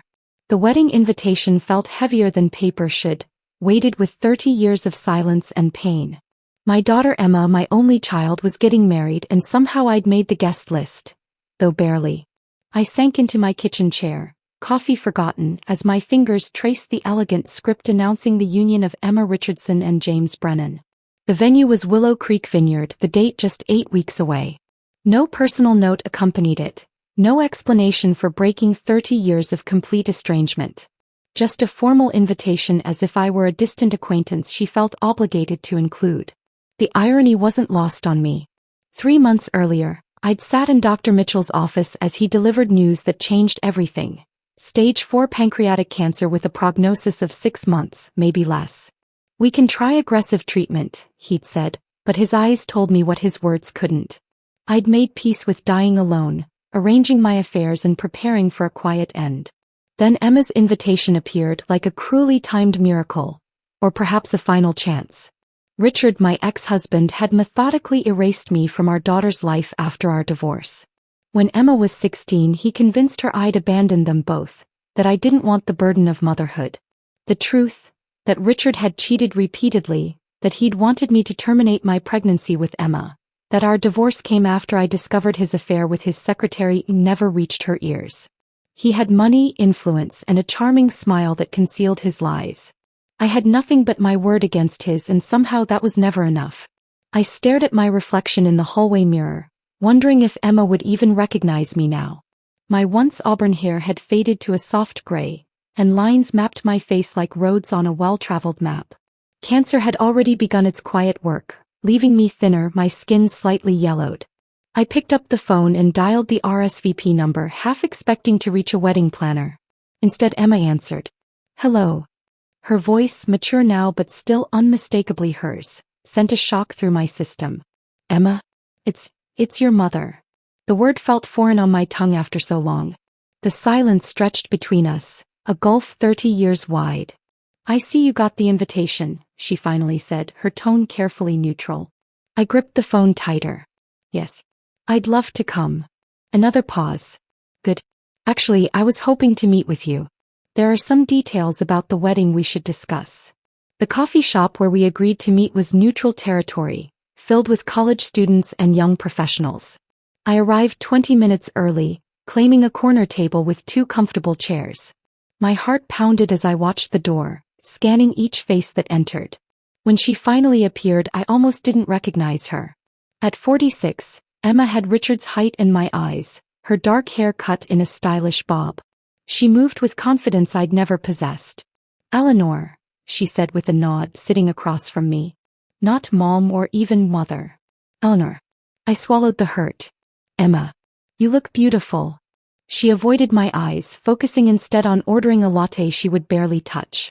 Small talk felt impossible, so we sat in uncomfortable silence until she finally spoke. "I heard you've done well for yourself." It wasn't a question, but I answered anyway. "Yes. I built my interior design business from nothing. It's been fulfilling." I didn't mention the lonely holidays, the birthdays marked only by unanswered cards, the emptiness of success with no one to share it with. Emma nodded, tapping manicured nails against her cup. "Dad's having some financial troubles. The wedding costs are more than we expected." She finally met my gaze and I understood the invitation's purpose. Not reconciliation. Money. The pain was sharp but familiar. I'd built my life around such disappointments. "I'd be happy to help," I said, surprising myself with the steadiness of my voice. "Whatever you need." Relief flashed across her face, quickly masked. "I was thinking you could help with the venue. And maybe the catering." "I'll cover everything," I heard myself say. "The venue, catering, flowers, your dress, all of it." Her eyes widened. "Everything? But that would be tens of thousands of dollars." I smiled, not mentioning the life insurance policy that would now go unused, the savings meant for retirement I wouldn't reach. Consider it 30 years of missed birthday and Christmas presents. Emma's expression softened slightly, the first crack in her armor. She pulled out a folder with venue options and for an hour, we discussed wedding details as if we were merely business associates. She never asked about my life or health. I didn't tell her. What good would it do to share my diagnosis? To explain that this wedding would likely be the last significant event of my life? That helping her was my final chance at some form of connection? As we parted outside the coffee shop, an awkward moment hung between us. Should we hug? Shake hands? In the end, she gave a quick nod. "I'll email you the vendor contacts." "Emma," I called as she turned to leave. She paused. "I'm glad you reached out. Whatever the reason." Something flickered across her face. Doubt, perhaps, or a question unasked. But she simply nodded again and walked away. That night, I sat alone in my garden, watching the sunset paint the sky in colors too beautiful for such an ordinary Tuesday. I had 2 months to plan a perfect wedding for the daughter who barely acknowledged me. 2 months, if I was lucky, to find some way to bridge the chasm between us. 2 months to decide whether to tell her the truth about her father, about my illness, about the years I'd spent trying to reach her. The irony wasn't lost on me. After 30 years of silence, I'd finally been invited back into my daughter's life, just as mine was ending. The weeks following our coffee shop meeting unfolded in a blur of wedding preparations and doctor's appointments. I scheduled chemotherapy sessions for early mornings so I could make afternoon calls to vendors without the telltale exhaustion in my voice. The treatment wouldn't save me, but it might buy me enough time to see Emma walk down the aisle. That became my singular focus, to hold on just long enough for that moment. Emma communicated almost exclusively through email, sending clinical lists of her preferences with occasional texts when immediate decisions were needed. When I suggested we visit venues together, her response was quick. "No need. James and I will check them out. Just handle the contracts." So I became a silent architect of her perfect day, working behind the scenes with only a signature on checks as evidence of my involvement. I created a separate email address, Emma's Wedding Coordinator, and used it to communicate with vendors who never knew I was the mother of the bride. 3 vineyard options met Emma's requirements, but Willow Creek Vineyard captured my heart immediately. Nestled in the rolling hills outside of town, Its magnificent oak trees and sweeping views reminded me of a picnic spot Richard, Emma, and I had visited when she was just 7. She'd worn a yellow sundress that day and collected acorns in the pockets until they bulged. When I suggested the vineyard to Emma, I didn't mention this memory, only sending photos highlighting the elegant reception hall and ceremony space beneath centuries-old trees. "This one," she replied simply.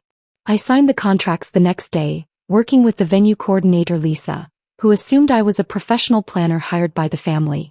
"You must be close with the bride to put such care into every detail," Lisa commented as we walked the grounds finalizing the layout. I smiled, swallowing the truth. I've known her all her life. I selected caterers who could accommodate Emma's preference for seasonal, locally sourced ingredients. I remembered how, as a child, she'd refused to eat strawberries out of season, insisting they tasted like water, not berries. This memory guided my meetings with Chef Anton, who crafted a menu celebrating spring's bounty without knowing its emotional significance to me. "The mother of the bride usually attends these tastings," he remarked as I sampled potential dishes alone, taking careful notes on each. "She's very busy," I replied, the half-truth bitter on my tongue. The florist asked about mother-daughter corsages, and I redirected the conversation to centerpieces. The invitation designer inquired about my name for the formal announcement, and I simply pointed to Emma's typewritten instructions. "Mr. Richard Richardson requests the honor of your presence." My name appeared nowhere in the invitation I was paying for. Each exclusion was a paper cut, minor alone but agonizing in accumulation.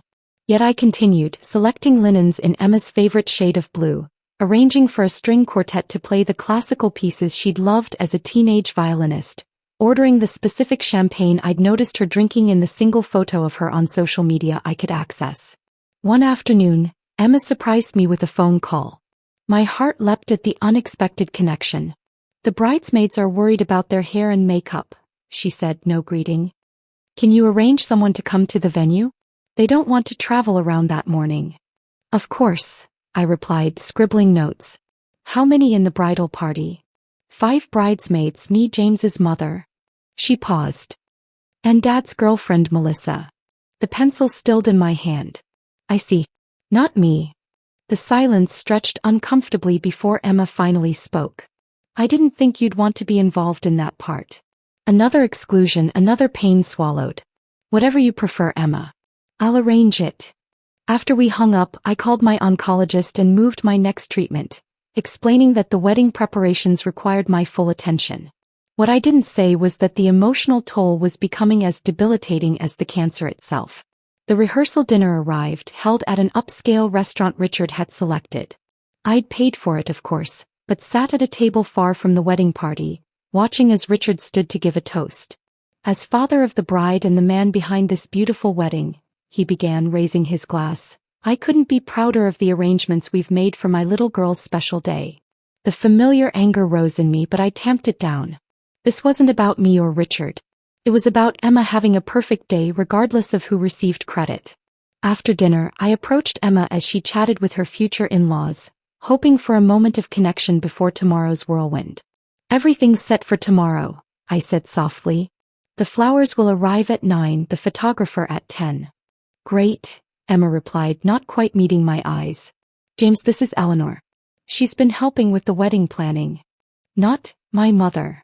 Just Eleanor the helper." James shook my hand warmly. "Everything looks amazing. We really appreciate all your work." I nodded, unable to speak past the lump in my throat, and excused myself shortly after. Back in my hotel room, I sat at the desk and pulled out the stationery I'd brought. My hands trembled, partly from the disease consuming me and partly from the weight of what I was about to write. For 30 years I'd protected Emma from the ugly truth about her father, about our marriage, about the events that led to our divorce. I'd shouldered Richard's lies without fighting back, believing that someday Emma would seek the truth herself. That day never came, and now time was running out. I uncapped my pen and began to write, pouring 3 decades of silenced truths onto the page. The words flowed like a long-dammed river finally breaking free, messy, powerful, unstoppable. I wrote about Richard's infidelities, about his demand that I abort the pregnancy, about his threats when I refused. I explained how, after our divorce, he'd used his money and influence to cut me from her life, returning my letters and blocking my calls. Finally, I added the truth I'd been hiding since our coffee shop meeting. My diagnosis, my prognosis, the reason I'd agreed to fund the wedding without conditions. I sealed the envelope, not yet certain if I would actually deliver it. Tomorrow would decide. Tomorrow, at my daughter's wedding, I would either maintain 30 years of silence or finally speak my truth. I woke before my alarm, the letter sitting on the nightstand where I'd left it. Sleep had been elusive, filled with dreams of Emma as a child, reaching for me across an ever-widening chasm. Morning light filtered through the hotel curtains as I prepared for my daughter's wedding day. I took extra care with my appearance, applying makeup to disguise the pallor that chemotherapy had left behind. The navy blue dress I'd chosen was elegant but understated, something that wouldn't draw attention but would still honor the occasion's importance. The sealed letter went into my clutch purse. I still hadn't decided whether to deliver it. When I arrived at Willow Creek Vineyard at 8, the grounds were already buzzing with activity.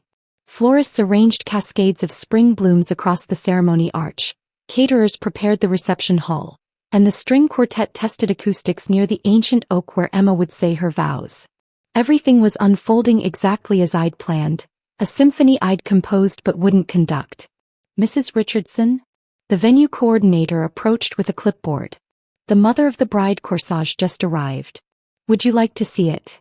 "I'm not," I began, then stopped myself. "Yes, I'd like to see it." The delicate arrangement of white roses and blue forget-me-nots was perfect. I'd selected it myself after all, though I'd never expected to wear it. "It's lovely," I said, handing it back. "Emma's bridal party should be arriving soon. They'll need the private suite unlocked." I'd busied myself with last-minute details, straightening table numbers, adjusting floral arrangements, ensuring the cake had arrived intact. Anything to avoid thinking about the growing activity in the bridal suite where my daughter prepared for her wedding without me. At one point I passed an open door and glimpsed Emma in her gown, surrounded by her bridesmaids. She was breathtaking, radiant in ivory lace, her dark hair swept up with pearl pins. I froze, unable to move, drinking in the sight of my daughter as a bride. One of the bridesmaids noticed me and quietly closed the door. The ceremony was set to begin at 2. At 1:30, a young usher approached me as I made final adjustments to the guest book table. "Are you with the bride or groom?" he asked, offering his arm.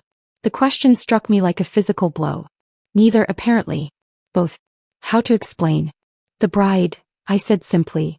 "I'm her mother." His eyes widened slightly. "Oh. I'm sorry, Mrs. Richardson. I didn't realize." "It's fine," I assured him. "Where should I sit?"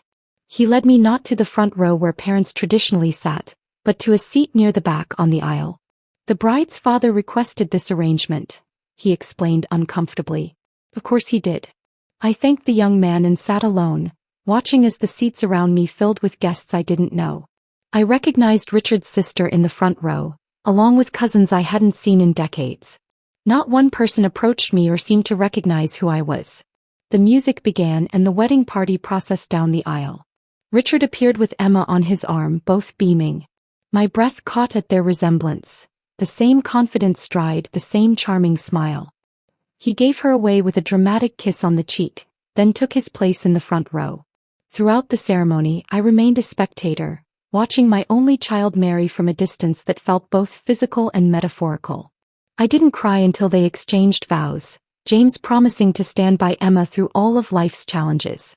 I wondered who would stand by her when I was gone, if she would ever know how much I had loved her, how hard I had tried to remain in her life. After the ceremony, guests moved toward the reception hall.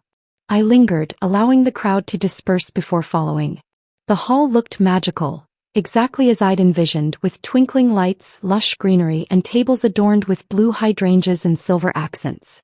A small touch I'd added were framed quotes about love at each table, quotes from books Emma had loved as a child. The seating chart near the entrance confirmed what I already suspected. There was no place for me at the family table. I found my name at table 12 in the far corner of the room, seated with distant connections of the groom. I made my way there, nodding politely to my table mates, who introduced themselves without any recognition of my relationship to the bride. From my position I had a clear view of the head table on the raised platform. Richard sat beside Emma with James on her other side.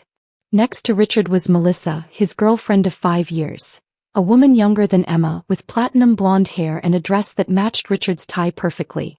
Most jarring was the small decorated stool beside Melissa's chair, where an orange tabby cat in a bow tie sat contentedly eating from a crystal dish. The cat had a place at my daughter's wedding head table.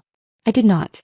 I excused myself from table 12 and approached the restroom, needing a moment alone. The pain was becoming physical, a tightness in my chest that had nothing to do with my illness. In the hallway, I nearly collided with Emma as she emerged from the bridal suite. "Oh," she said startled. "Eleanor. Is everything okay with the reception?" "Everything's perfect," I assured her, forcing a smile. "You look beautiful, Emma. Truly radiant." She nodded, smoothing her dress. "Thank you. And thank you for all of this. It's exactly what I wanted." "I noticed Whiskers made the head table," I said, attempting lightness in my tone. "He looks very distinguished in his bow tie." Emma's expression shifted, a flicker of discomfort crossing her features. Melissa insisted.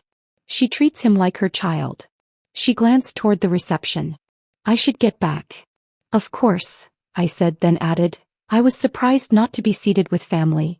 I thought perhaps—" "Mom," she interrupted, the first time she'd called me that in 30 years. It should have been a moment of connection, but her tone was impatient. "You were always better at staying out of the spotlight. This arrangement works better for everyone." The words hit me like a slap. Better at staying out of the spotlight? As if my 3 decades of absence had been my choice rather than my punishment. As if I'd willingly stepped away from motherhood rather than having it ripped from me. "I see," I managed, my voice barely audible. Emma was already turning away, hurrying back to her reception, to her father who had stolen her from me, to the girlfriend who had insisted her cat sit where I should have been. I stood alone in the hallway, clutching my purse where the letter waited. In that moment my decision crystallized. The weight of 30 years of silence, of swallowed truths and buried pain, became too heavy to bear another second. I would no longer protect Richard at the cost of my relationship with my daughter. I would no longer die with these secrets intact. I removed the letter from my purse and walked with new purpose toward the reception hall, toward the head table, toward the last chance for truth I would ever have. The weight of the envelope felt heavier with each step I took toward the head table. The orchestra was playing a waltz, couples swirling on the dance floor, champagne flowing freely. No one noticed me, the invisible woman in navy blue, clutching 3 decades of unspoken truths. As I approached, I saw Richard lean over to whisper something in Emma's ear that made her laugh. The same conspiratorial gesture I'd witnessed countless times during our marriage, usually at someone else's expense. The familiarity of it stopped me in my tracks. What was I doing? Was I about to ruin my daughter's wedding day with revelations that would shatter her image of her father? Would exposing Richard's lies heal anything, or would it only cause Emma more pain? She was happy in this moment. Radiant, loved, celebrating the beginning of her new life. I retreated, finding a quiet corner near the gift table. With trembling hands, I opened the envelope and reread what I'd written. The words seemed harsh in the glow of wedding lights, too raw for such a joyful occasion. Yet the truth remained the truth, and my time to share it was running out. I noticed the wedding coordinator approaching the head table with the cake-cutting schedule. This was my opportunity. I intercepted her, summoning the authoritative tone I'd developed over decades of running my business. "Lisa, I need to leave something at the bride's place setting. It's important that she sees it before the speeches." Lisa nodded, professional and unquestioning. "Of course, Mrs. Richardson. Shall I tell her it's from you?" "She'll know," I said simply, handing her the envelope. I watched from a distance as Lisa placed the letter beside Emma's plate, discreetly adjusting it so it wouldn't be overlooked. Then I gathered my belongings and made my way toward the kitchen exit, where the catering staff busily prepared dessert plates. Chef Anton noticed me leaving. "Is everything all right, Mrs. Richardson? The cake cutting hasn't happened yet."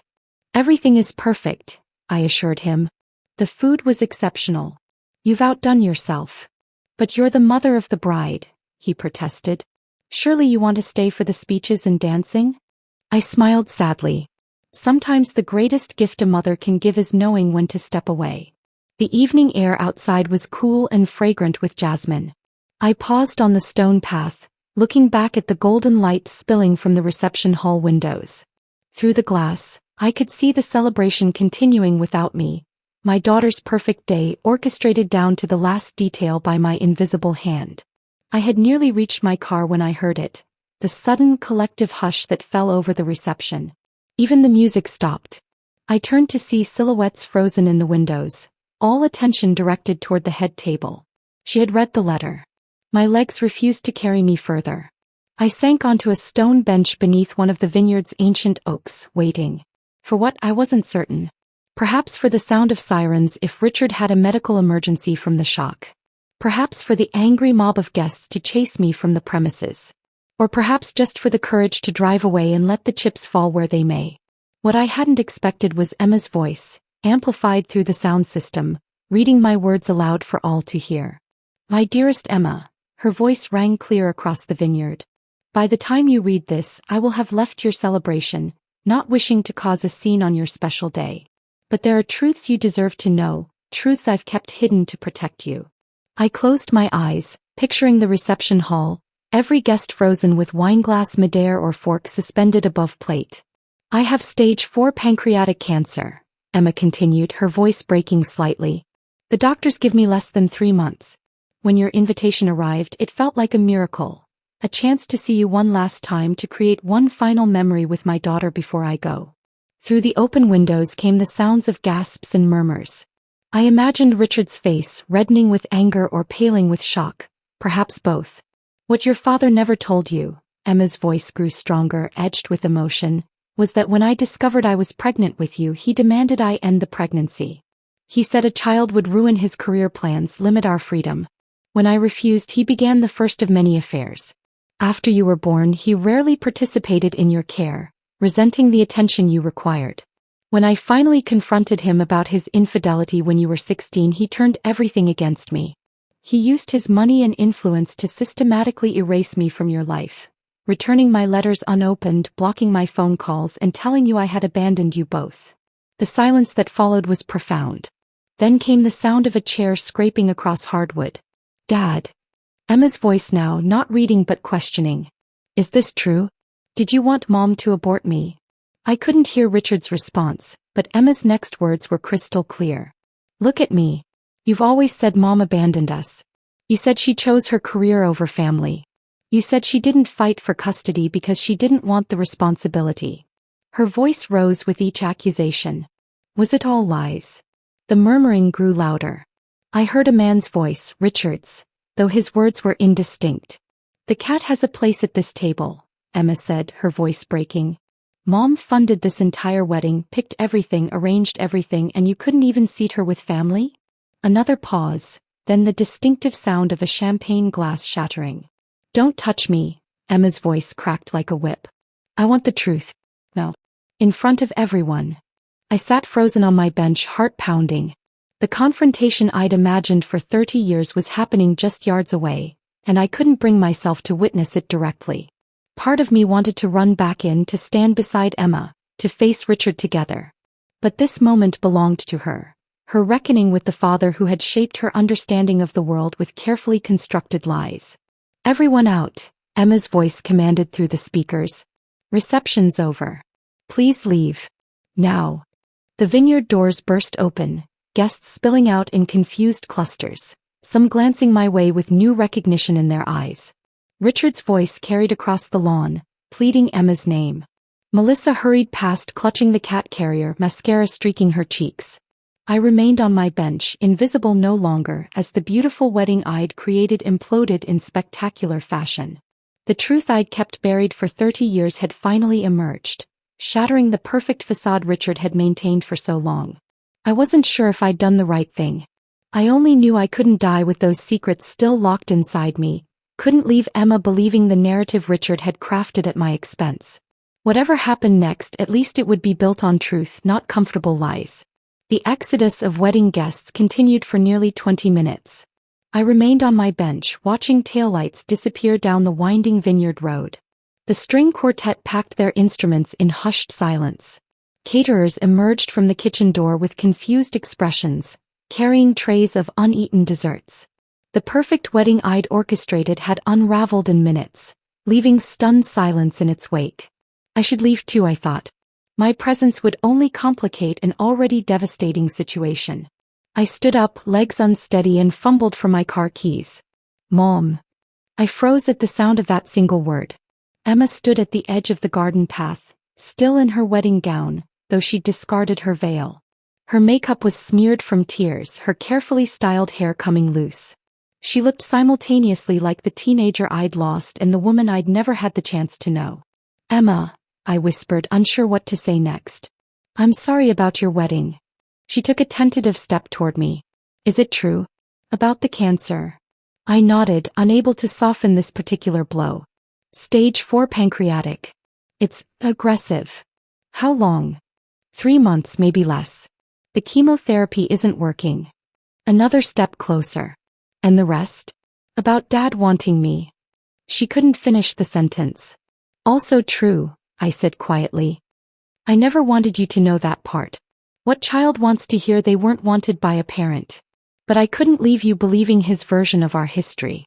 Not when you're dying, she finished for me. The vineyard fell silent except for the chirping of crickets and the distant sound of a car door slamming. The wedding photographer leaving, perhaps, or the last of the guests. Why did you leave?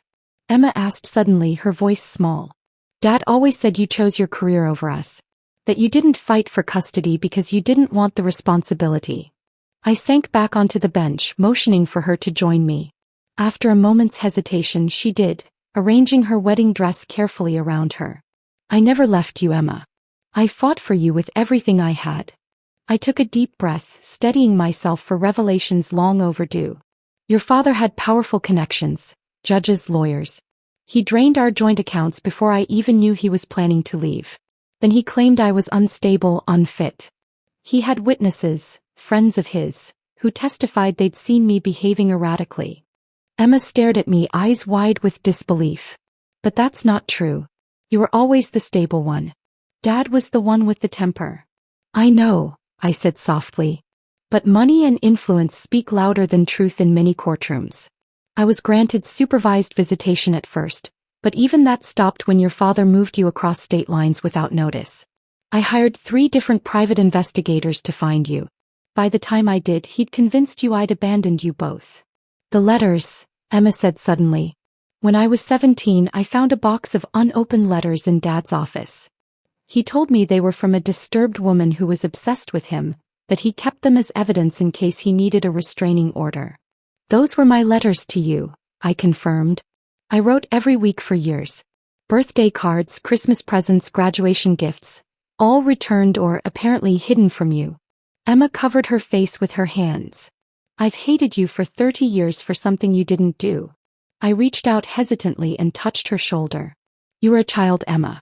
He was your father, the parent who was present. Of course you believed him. I should have questioned things. Should have tried to find you when I got older, hear your side. He made that nearly impossible, I reminded her. He changed your last name after the divorce, moved repeatedly. I tried to find you through friends, family, even hired professionals. He was always one step ahead. Until my wedding, Emma said, looking up. Why did you agree to pay for everything after how I treated you at that coffee shop? I was cold, clinical. I practically asked for your money outright. Because you're my daughter, I said simply. And I'd rather have you in my life on any terms than not at all. Emma was quiet for a long moment, processing years of revelations in minutes. He left the reception, she finally said. When I confronted him about the abortion, about turning me against you, he couldn't even look at me. He grabbed Melissa and just left. His own daughter's wedding. I'm sorry, I said, meaning it. Whatever Richard had done, he was still her father. Don't be. Emma straightened her shoulders. It's not your apology to make. A cool breeze swept through the vineyard, causing Emma to shiver in her sleeveless gown. I instinctively removed my wrap and placed it around her shoulders, a maternal gesture 3 decades overdue. What happens now? She asked, clutching the fabric around her. That depends on what you want, I replied carefully. I've said my piece. I won't force my way into your life. Emma turned to me, really looking at me for the first time. I don't know where to start. 30 years of believing one version of the truth, and now. She shook her head. Can you forgive me? For believing him? For treating you the way I did? There's nothing to forgive, I said, emotion thickening my voice. You were a child caught in an ugly situation. I'm not a child anymore, she said firmly. And I've been unfair to you. Cruel even. The past is the past, I told her. We can't reclaim those years. But we have now. 3 months, Emma whispered, the reality of my prognosis sinking in. Is there anything they can do? Other treatments, clinical trials. I shook my head. I've explored every option. I've made my peace with it. I hesitated, then added, having you back in my life even briefly, that's more than I dared hope for. Emma's hand found mine on the bench between us. What do we do with the time we have left? Get to know each other, I suggested. I want to learn about the woman you've become. And if you're willing, I'd like to tell you about the woman I was. Not the villain in your father's stories, but the mother who loved you every day for 46 years. I'd like that, Emma said softly. She glanced back at the reception hall, where staff were now clearing tables and dismantling decorations. Some wedding day, huh? Not quite what I'd planned, I admitted. This conversation is worth more than any reception, Emma said firmly. She stood still holding my hand. Come on. Let's get out of here. Where are we going? Emma gave me a tentative smile, the first genuine one I'd seen directed at me in 30 years. Home. To talk. To start over while we still can. As we walked toward the parking lot, Emma in her wedding dress and me supporting her arm as if we'd never been parted, I felt something I hadn't experienced in decades. Hope. Not hope for my own future. That path was set. But hope for healing, for understanding, for a connection I'd thought forever lost. 3 months wasn't much time to recover 30 years of separation. But as Emma helped me into her car, her new wedding ring catching the moonlight, I realized it was enough. Enough time to share our truths, to rebuild a foundation of understanding, to create memories that might sustain her long after I was gone. Mom, Emma said as she started the car. The words sounded natural now, no longer foreign on her tongue. Yes, sweetheart. I think I've missed you my whole life without even knowing it. As we drove away from the vineyard, leaving behind the wreckage of a wedding and the weight of 3 decades of silence, I felt the circle of our story beginning to close. Not with the perfect fairy tale ending I might have once imagined, but with something more valuable. Truth, forgiveness, and the precious gift of time, however limited, to finally be mother and daughter again.